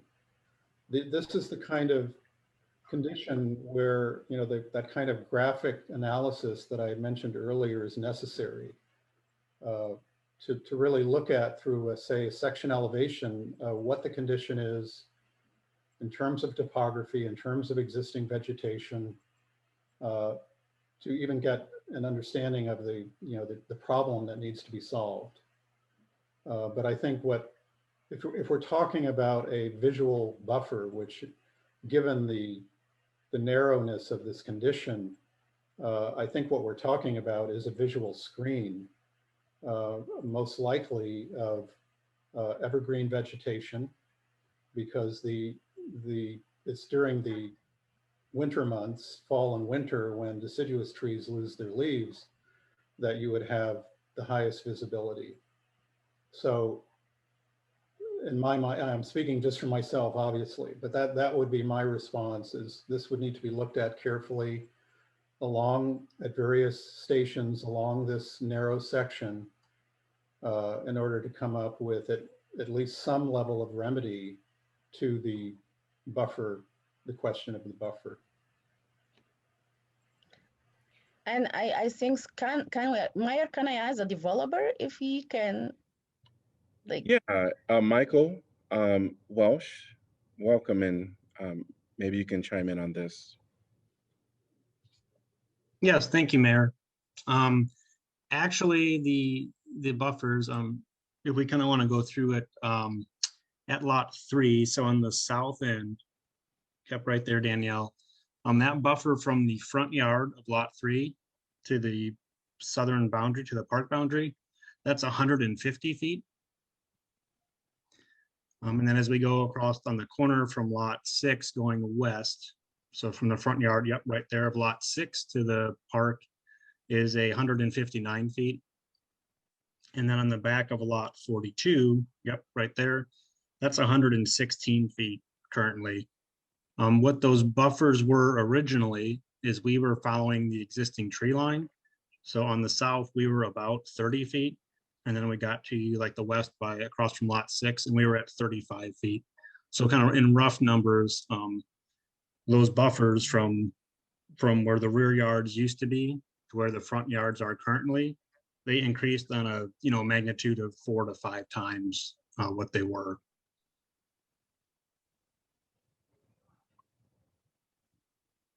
Okay. Thank you. Yes. Welcome. I had a question about the existing trees. So I'm looking at page 186 in our packet. It's labeled as Hickory Trails Development Concept Plan. And I was tracking the kind of the measurements, from the property line into the front and backs of the lots that were just mentioned. But there's also the kind of scalloped edge that says existing tree line. And then there's also the topographical lines and the elevation. So you can see sort of where the lower elevation is along a streamway, and it goes up to the ridge where the road is.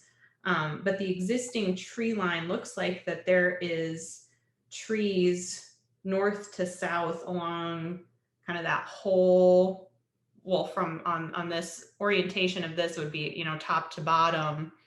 Are those trees going to stay, or are those trees being removed?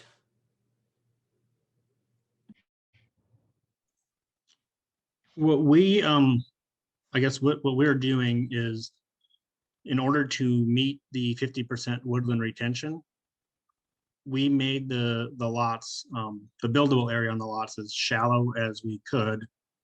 Well, I should say as deep as we could, but still keeping that 50% woodland retention. So we will be removing some trees as you come through there. And in this drawing, that heavy black dashed line really represents the limit of disturbance that a individual property owner, when they buy the lot, or the developer when they're preparing the lots, that's the limit of any work that will be done.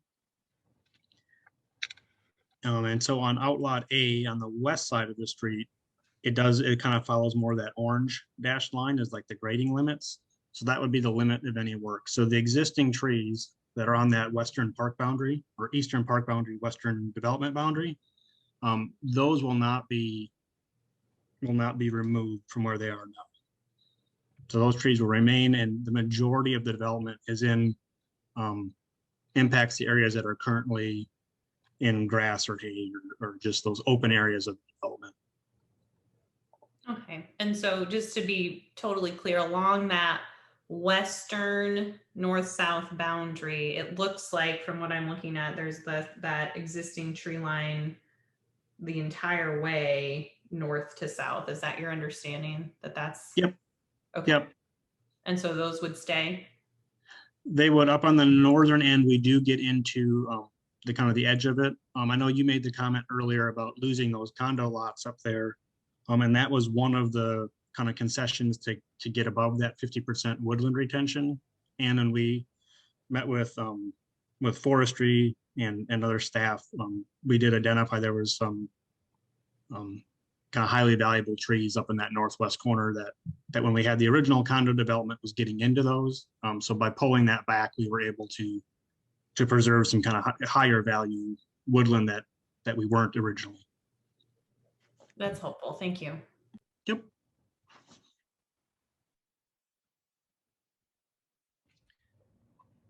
And I was the one, and as well as Mayor Pro Tem, that asked this question related to kind of the buffer. And so I think, at least for me, I gained the information that I needed.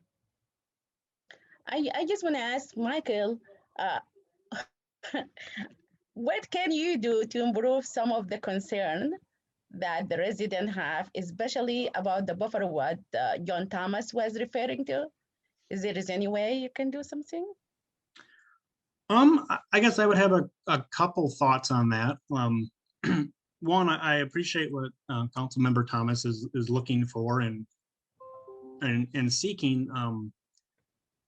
I guess I think what gets lost in these conversations when we bring a plan to council and P&Z is I don't think we see the amount of work and the amount of concepts that we do before we get to this point. And we're kind of in that situation of trying to meet code and present documents that we're used to on the engineering and development side of presenting. So that's a lot of, to John's point, a lot of 2D documents that take some interpretation and can be challenging to kind of grasp everything. And we're trying to balance that with all the technology that's available and all the visualization that we potentially could do. But all that comes at a cost, and cost and money and time and capabilities that are hard to put to a project of this scale sometimes. And the other one too is if you we look at these on a sheet of paper on a laptop screen, but the overall size of this property, it's really large. And so those that 50 or 70 feet of elevation change that we have on here, even when we do a 3D visualization, it's really hard to keep track of those changes in elevation given the size of the property, because they end up just not looking, they look different than they do in real life when you're looking at it. So I think that would be, I guess that's what I would say. I think, yes, there's some things that we could do, but I don't always know that they're gonna really get to a spot where it actually makes a difference for people. And like I said, this is what we do for a living, and we're pretty confident in our ability to understand landforms and understand what we're proposing. I don't know if that answered the question or not, but. Thank you, Mike. Yep. Danielle, I do have a question as far as the multifamily area. Can you show that and maybe speak to what the thoughts are there? So the multifamily housing would be located in this area of the development. Did you have a specific question? I just wanted to know, what are the thoughts of the type of housing? Well, it's a type of housing that's considered, and I'd have to grab the staff report, but it's group living because of the care nature of the residences. So rather than considering everybody having their own dwelling unit, it's more of a communal living situation. As the applicants described, it's a senior care facility with various levels of care. And it's designed around the amenities and the layout that they need to accomplish that. Okay. So and this is, of course, the memory care component of this project. Right. Okay. That was the only question that I had there. I did want to know if counselors had any other comments or questions for staff, or also, if there's conditions that we want to create that are allowable, I guess. Unique I just to this wanted, world. sorry, Mayor. A couple of people had mentioned that the traffic study and COVID and so forth, and I just wanted to point out, and it's on page 341 of our packet, that it noted that the traffic volumes are impacted by the pandemic, so that traffic volumes were increased in their study by 35% during the AM peak hour and 30% during the PM peak hour.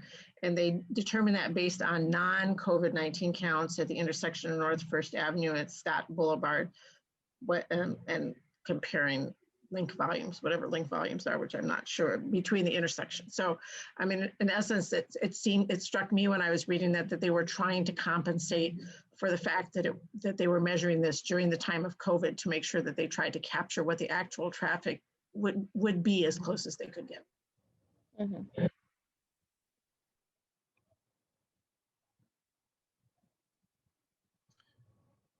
Okay.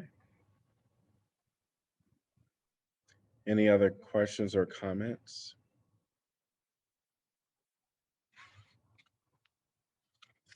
Yeah, and all right, I think we are ready for a vote. Sully? Sully? Oh, let's circle back. Taylor? Yes. Teague? Yes. Thomas? No. Weiner? Yes. Burgess? Yes. Mims? Yes. Sully? I think her computer disconnected.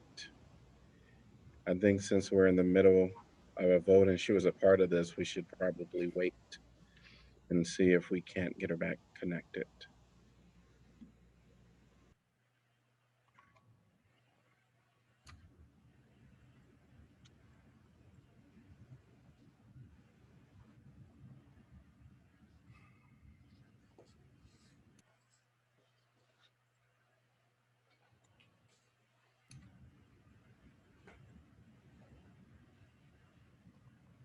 All right, I was just texting Mayor Pro Tem.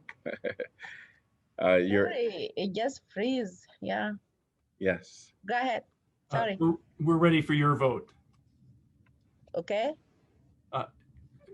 We already called your name and we lost you. What's your vote on this item? Yes. Okay. Motion passes 6-1. Could I get a motion to accept correspondence? So moved, Burgess. Second, Weiner. All in favor, say aye. Aye.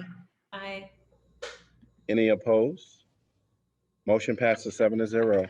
Item number 11, Lower City Park and Kimball Road Storm Sewer Improvement. Resolution approving project manual and estimate of cost for the construction of the Lower City Park and Kimball Road Storm Sewer Improvement Project. Establish an amount of bid security to accompany each bid, directing city clerk to post notice to bidders, and fixing time and place for receipt of bids. I'm going to open the public hearing. And staff presentation, please.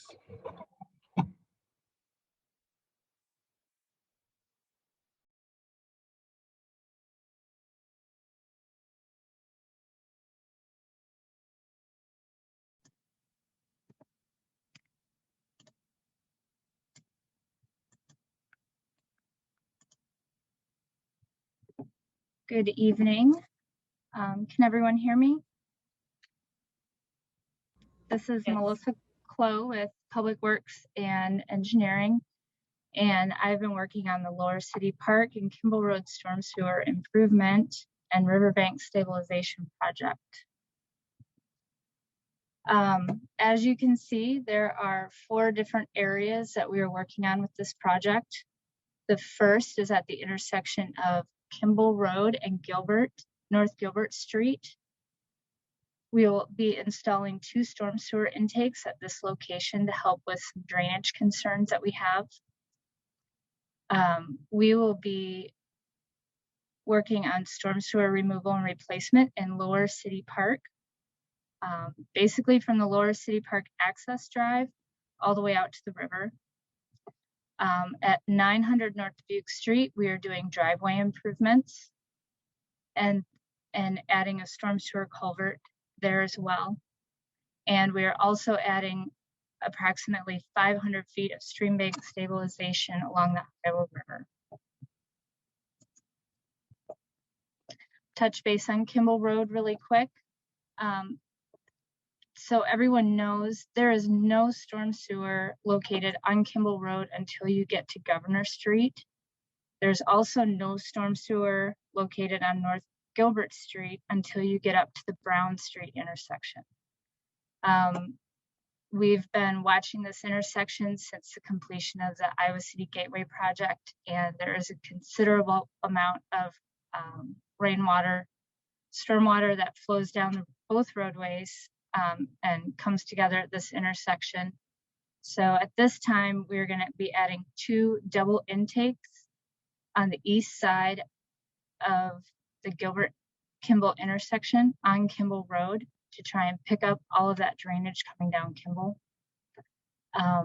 There's also, we've discovered an existing dip in a concrete panel right in front of the ADA ramp at the southwest corner of Kimball and Gilbert that causes some ponding issues.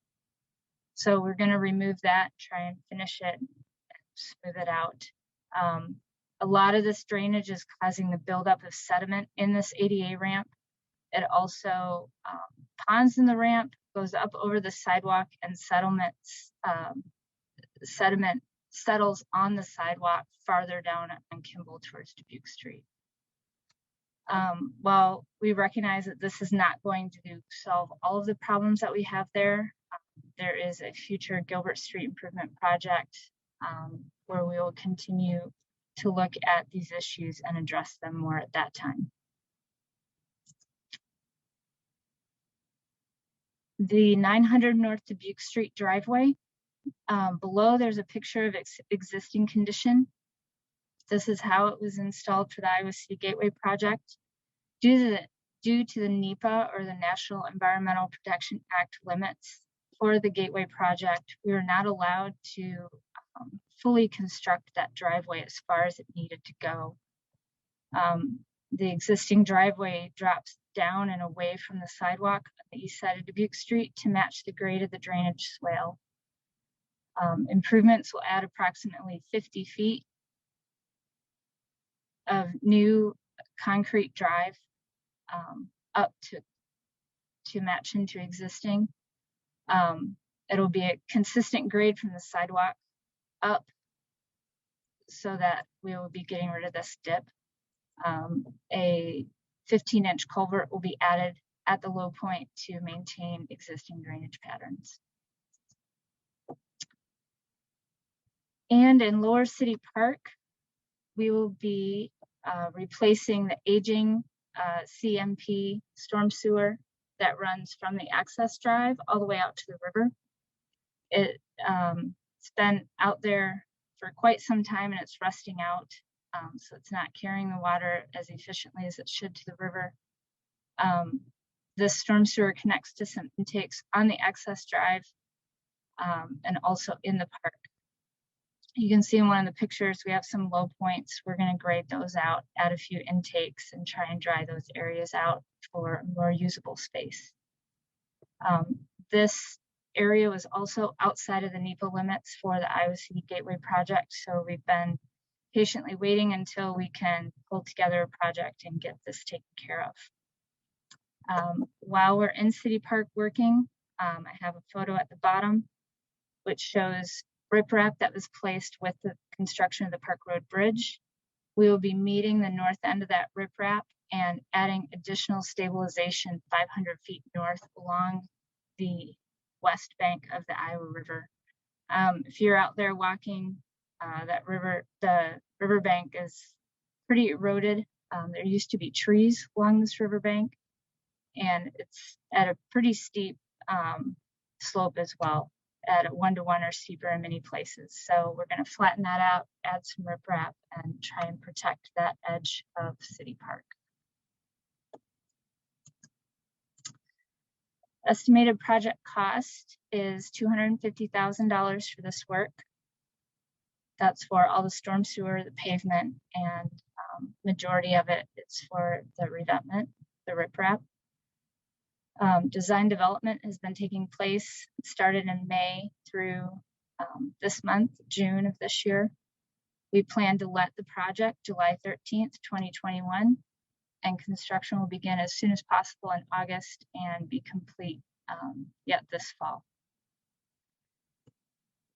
Construction will include a complete closure of Kimball Road during construction. We will be keeping the Kimball Gilbert Street intersection open, and we will have a detour sign.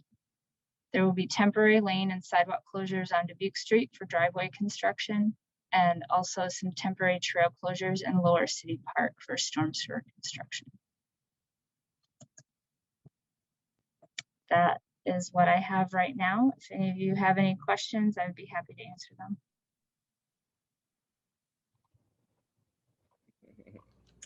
I did have a question, Melissa. When you mentioned the NEPA limits and needing to, I guess we couldn't exceed those during the Gateway project, is that like a time frame, or can you just explain why we can make some of those changes now when we couldn't along with that project?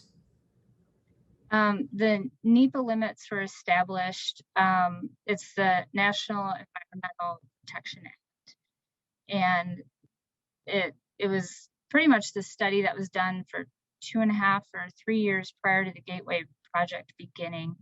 And it looks at historic properties, parks, endangered species, all sorts of different aspects, noise pollution, all of that. And it establishes specific limits on the amount of land that can be impacted on certain properties. And really in City Park, there were limits placed just because it was parkland, it was public land. So we were trying to minimize our impact to the park when we established that, and didn't know about the storm sewer at that time, that we needed to get that replaced and include that. So we are doing it now. Thank you.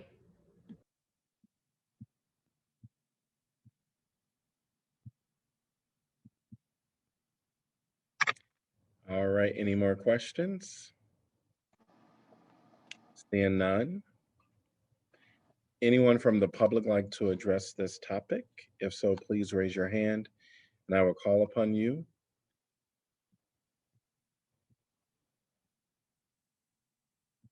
Seeing no one,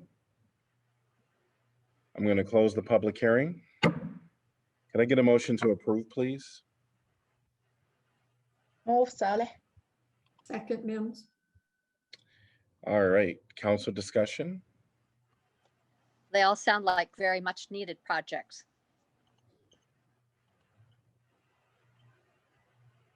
All right, roll call, please. Taylor, Yes. Teague, Yes. Thomas, Yes. Weiner, Yes. Burgess, Yes. Mims, Yes. Salih. Yes.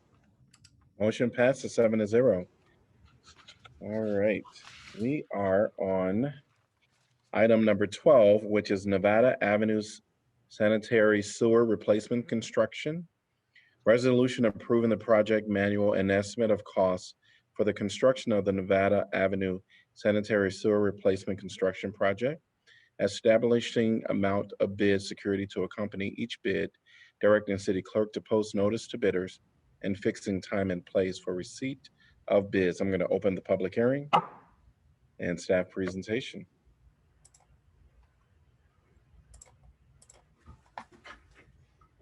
Yes, good evening. Joe Welter. I'm a senior engineer with the engineering division, and I've been working on this project with the consultant since July of 2019. We had a public meeting in December of 2019, addressed a lot of concerns with the design after that point. And then for most of this calendar year have been out meeting with a lot of the residents, dealing with the owners and residents on lots of issues that they had during the acquisitions of the temporary easements that are associated with this project. So we've had quite a bit of public interaction on this project and have really taken that into consideration with the design, which went through quite a few iterations. The project is located south and east of Grant Wood Elementary and Fair Meadows Park.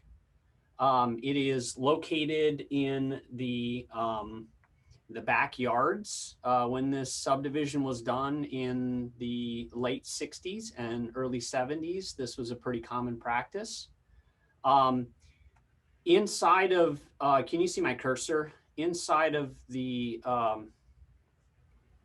Joe, no, your screen's not being shared. my screen is not being shared. Okay. There you go. Is it coming up now? Yes. Okay. Nothing like technical difficulties. Okay, so I was saying Grantwood Elementary and Fair Meadows Park there. So the location of the project is in the backyards. That was part of the original subdivision design. In fact, there's sanitary sewers going through several of these areas throughout this whole subdivision, and some sewers cutting east-west as well as north-south. The project, as I mentioned, is located in the backyards. There's an existing permanent utility easement. It's 20 feet wide total. 10 feet of that is on the back of each of the properties abutting the project. The project is to replace existing 8-inch sewer pipe with new 8-inch and 10-inch PVC truss pipe on the center of the permanent easement. Currently, the existing sewer is offset a little bit to the west of the center line, and so we're going to try to put that right in the middle of the permanent easement. The existing sewer could not be rehabilitated. In fact, several of the north, south, and east, west sections of the sanitary sewer throughout this subdivision were lined and rehabilitated by us this fall and winter and spring. But this particular line has several low points in it and sags, and you can't line that. You have to dig it up and replace it. So that's the impetus of this project. Again, the original pipe was installed in the 60s with the original subdivision. This project will also put in new private sanitary sewer services for the residents up to the edges of the easements. The first phase of the project is up at the low end of the sewer up in Lakeside Drive. This is the only part of the project that will involve pavement removal and restoration, which will include half of the driveway on 62 Regal Lane. We are intending, as you'll see in the schedule, to try to get that work done before the beginning of the school year so that we won't have as much impact on the local elementary school. So otherwise, the work is in the backyards, and there'll be minimal disruptions to the streets. The contractor has access from Whispering Meadow Drive and also from Lakeside Drive. There will be temporary easements. You can see that in the gold on the side of the exhibit here. And we'll be taking down a lot of fences in the backyards, but we'll be putting up temporary fencing. And that's chain link fencing. That's not like orange construction fencing. That's actual chain link fencing that we'll be putting up. There's people that have dogs. There's a daycare in this neighborhood. So we want to make sure that we're putting up good quality fencing during the construction. The existing fencing, which is some wood, some chain link, will be salvaged, what is salvageable, and be reinstalled on the same property. If the materials are damaged, we'll be replacing those. We'll be working around other utilities in this project. There's cable, telephone, and power also running through this corridor. We have coordinated with those utilities, and we have a good approach for working around those utilities. We won't be relocating them, and really don't have a design approach that really should be impacting those utilities too much. The restoration of the yards, so that'll be the temporary easements, will be with sod. We want to give them a chance to really get going in the late fall, and then next spring and summer with some good replacement grass. The permanent easement will be seeding. The dashed lines here, that's the permanent easement. The fence lines will be restored on that, so there'll be a full 20-foot corridor through here so that we have access to that, and the other utilities have access to that corridor. Some of the fence lines go all the way to the property line, and it makes it problematic for us to get in there and maintain this sewer and for the power and cable and telecommunications companies to get back there. Bid opening is July 8th. We pushed back the start date a little bit because of the change in the council dates. And so that'll be August 9th. We're intending to complete this in middle October with some punch list time to maybe clean up some of the seating or address some issues that the residents owners might have with the fencing or the gates or different things like that. So the total cost, estimated cost by the engineer was $462,000. I'd like to thank Anderson Bogert, did a fantastic job through this, really put in a lot of effort, was always there to support city staff and to answer questions that the residents and owners had. So we're really pleased with the work that they did. And there's my contact information. Be happy to answer any questions. Joe, I appreciate what you said about getting working with the property owners all along there. I'm pretty familiar with the area, and I know that some of the backyards were really just like probably entirely over the easement area.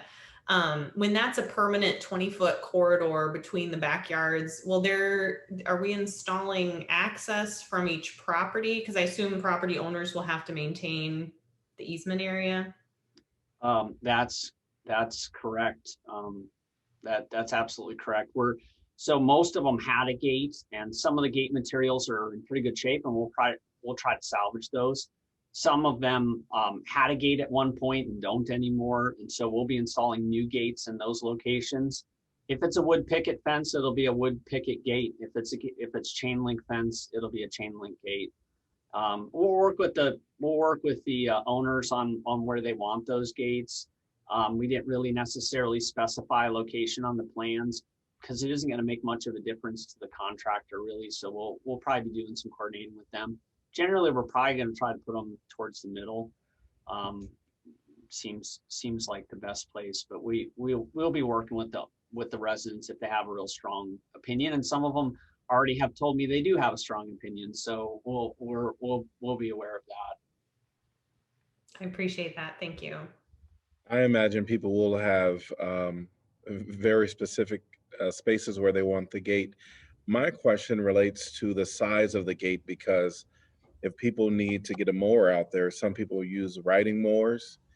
So will that be a question that is asked to the homeowner, or will it just automatically be, I think, 42 feet wide or something like that? Or 36, I don't know what size riders. I think 36 is probably the more residential rider. Right. So again, if they have an existing gate, the intention is put the same material back up. If they don't have a gate, right now we're looking at fairly standard sizes. I don't know that the cost will vary very much between the gate materials and the other chain link or wood materials. So I know on the wood picket fences at a certain size that you would have to actually probably install 2 gates back to back to do something like that. Right now our design isn't accommodating those things, but we definitely could work through that if it gets to be an issue that needs to be identified. I didn't have anybody on the corridor that I talked to that talked about a riding mower.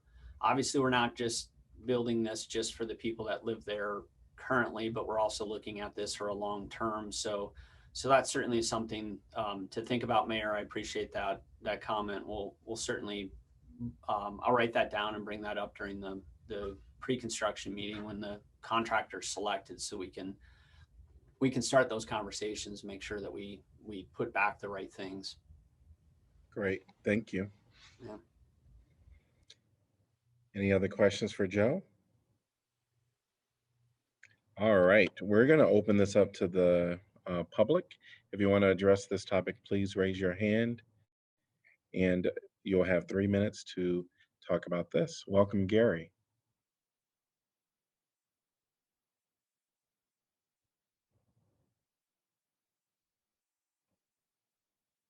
Hi, how are you?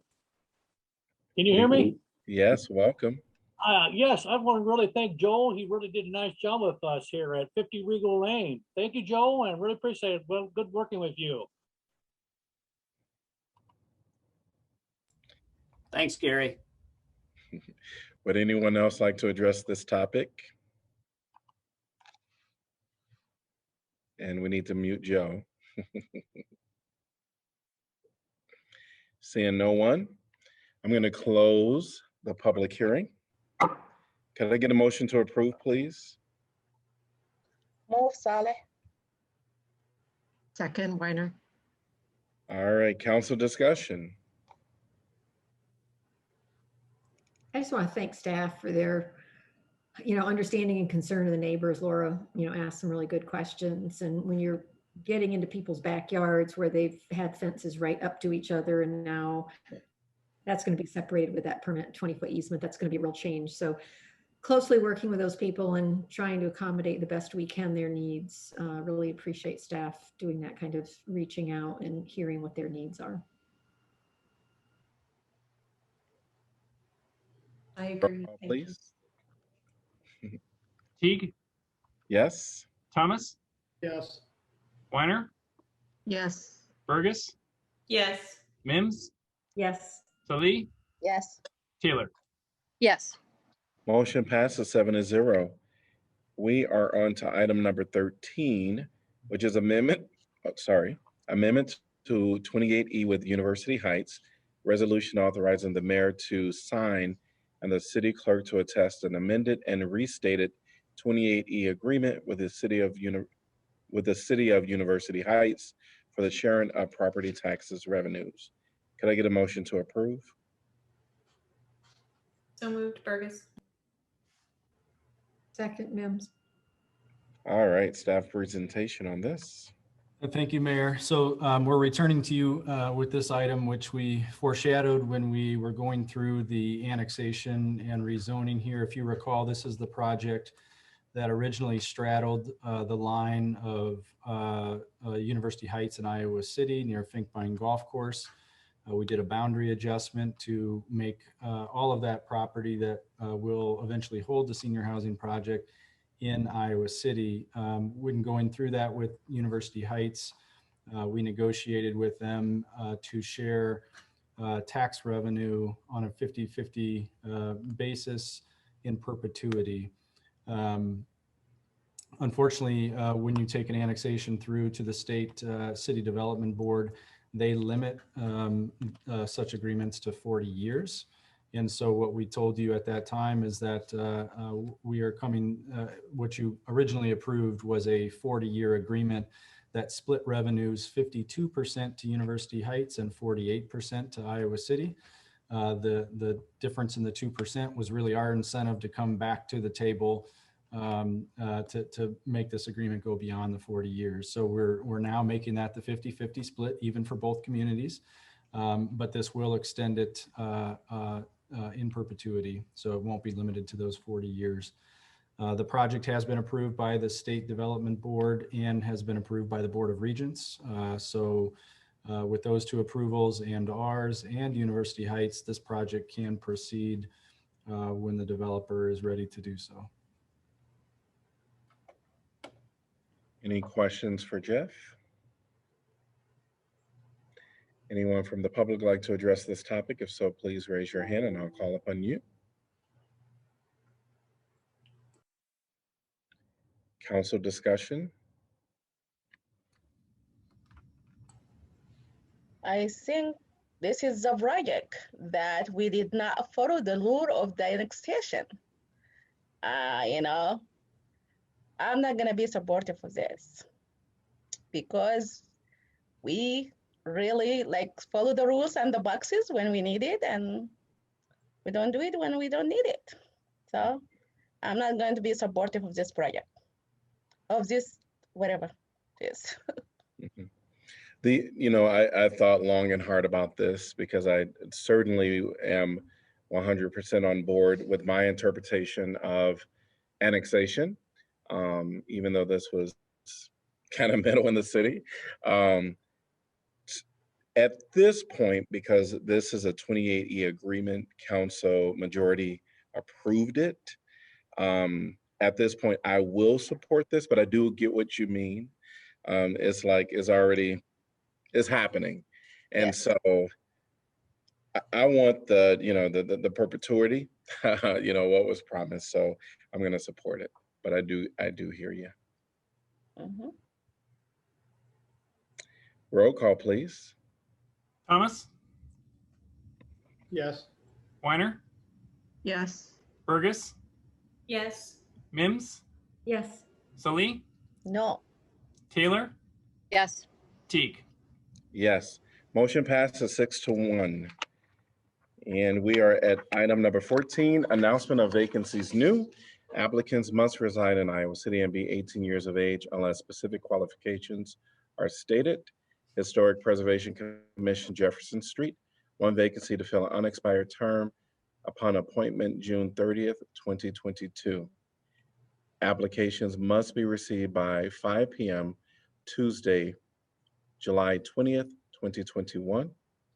Historic Preservation Commission at large, 1 vacancy to fill an unexpired term ending June 30th, 2023. Applications must be received by 5 p.m. Tuesday, July 20th, 2021. Could I get a motion to accept correspondence? So moved, Burgess. Second, Taylor. All in favor say aye. Aye. Aye. Any opposed? Motion passes 7-0. We are at item number 15, announcements of vacancies previous. Applicants must reside in Iowa City and be 18 years of age unless specific qualifications are stated. Human Rights Commission, 1 vacancy to fill an unexpired term, effective upon appointment. Applications must be received by 5 p.m. Tuesday, July 13th, 2021. Airport Zoning Board of Adjustment, 1 vacancy to fill a 5-year term. Board of Appeals Licensed Electrician, 1 vacancy to fill a 5-year term. Historic Preservation Commission, East College Street, 1 vacancy to fill an unexpired term plus a 3-year term. Historic Preservation Commission North Side, 1 vacancy to fill a 3-year term. Historic Preservation Commission Woodlawn, 1 vacancy to fill an unexpired term plus a 3-year term. Vacancies will remain open until filled. And we are at item number 16. And let's see. All right, we have Anna today. Yes, good evening, everybody. I don't have really any updates for you guys, but as we all began to meet in person for city council, student government also had their first in-person meeting this past Sunday. So we're really excited Ellie and I are really excited to meet you all in person. So thank you. Good night. Thank you. Thank you. And welcome back to in-person meetings. Item number 17, City Council information. So chime right on in there. I just want to let you know that I will be gone to visit my family in Sudan on the month of July. So I will be back for the meeting for August. But, I really would like any help that I can attend this 2 meeting for the month of July. Will appreciate it.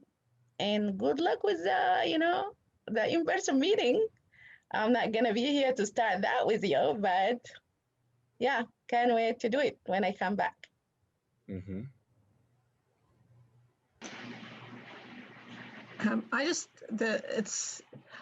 I really just want to recognize all the teachers and staff of all the schools who really, as well as our colleagues on the school board and the school administration, who had a year like no other, who worked really hard to try and serve all our students, and wish them a good summer and a smoother next year. It was just what they had to deal with is really can't be compared with virtually anything else here.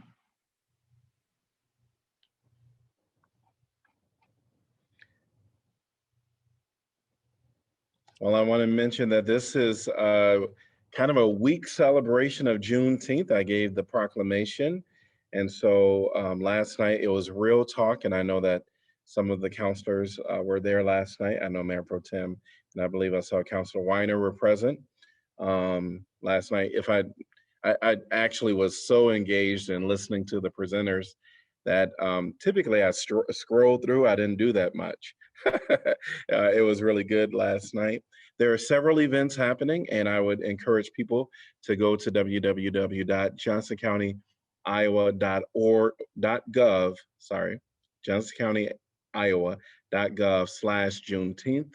It's going to be lots of opportunities for people to come out and celebrate. We're super excited that this is a national, actually there'll be some national opportunities that I think Councilor Weiner just mentioned. So we'll be listening for that as it unfolds. But this is great for this to be a city holiday, and I'm super excited to celebrate this inaugural year for Juneteenth. And look like we're, going to be trailblazers when it comes down to what's happened federally. Thursday, there will be the 5 p.m. At Chauncey Swan Park. It's going to be a huge celebration, so I hope people come out, and it'll be followed by Juneteenth, the movie. And so looking forward to that. We have the diversity market, and that was mentioned earlier today as well. That's going to be happening this Saturday, the 26th of June, the 3rd and the 10th of June, 3 p.m. to 7 p.m. at the Kingdom Center. The first event happened this Saturday. So yes, I hope that people can make it. And just to add to Juneteenth, I know that we have this holiday right now for the city, right? Unfortunately, it's just Saturday. This time I will be weekend. Next year also will be Sunday. But I think after that, the city will be closing their door for public. Am I right? Yes, we're actually this year observing the holiday on Friday. So That's good. So there will be limited services. We don't close all our operations, but most employees will not be working on Friday. And then next year it'll be recognized on Sunday, and then it will be on the actual day. Okay, yes, that year after that. But I want to just really tell Council Weiner, thank you for the idea. Appreciate it. Thank you. I was thrilled. Did you actually say, Mayor T, I may have missed it, that the U.S. Senate just voted unanimously to make Juneteenth a national holiday? And I expect if the Senate voted, then it goes to the House. If the Senate managed to do that, I expect the House will do it too. It's not a done deal yet, but yeah. Super exciting. Any other updates? All right, we are moving down to number 18, City Manager. No update tonight, thank you. All right, and then our old Assistant Manager, Ashley, her last day was last Wednesday. And so our new Assistant City Manager is Rachel, who is not here with us tonight. Oh, wow. Yeah. Yes. And we have our new city attorney. Welcome. So, Eric Gores, welcome. Thank you. Great to be aboard. I'm grateful for all the welcoming comments I've received, and thanks for going relatively easy on me in my first meeting here. All right. It will not happen next time, so be prepared. And then City Clerk Kelly. Nothing from me. All right. Could I get we're at item number 19. Could I get a motion to adjourn? Happy to do it. Second. Second, Taylor. Interesting. So I'm going to, Mayor Pro Tem, second by Taylor. All in favor say aye. Aye. Aye. Any opposed? We are adjourned. Have a good evening. Congrats to Kelly on her last Zoom meeting. Yeah, last Zoom meeting. Yeah.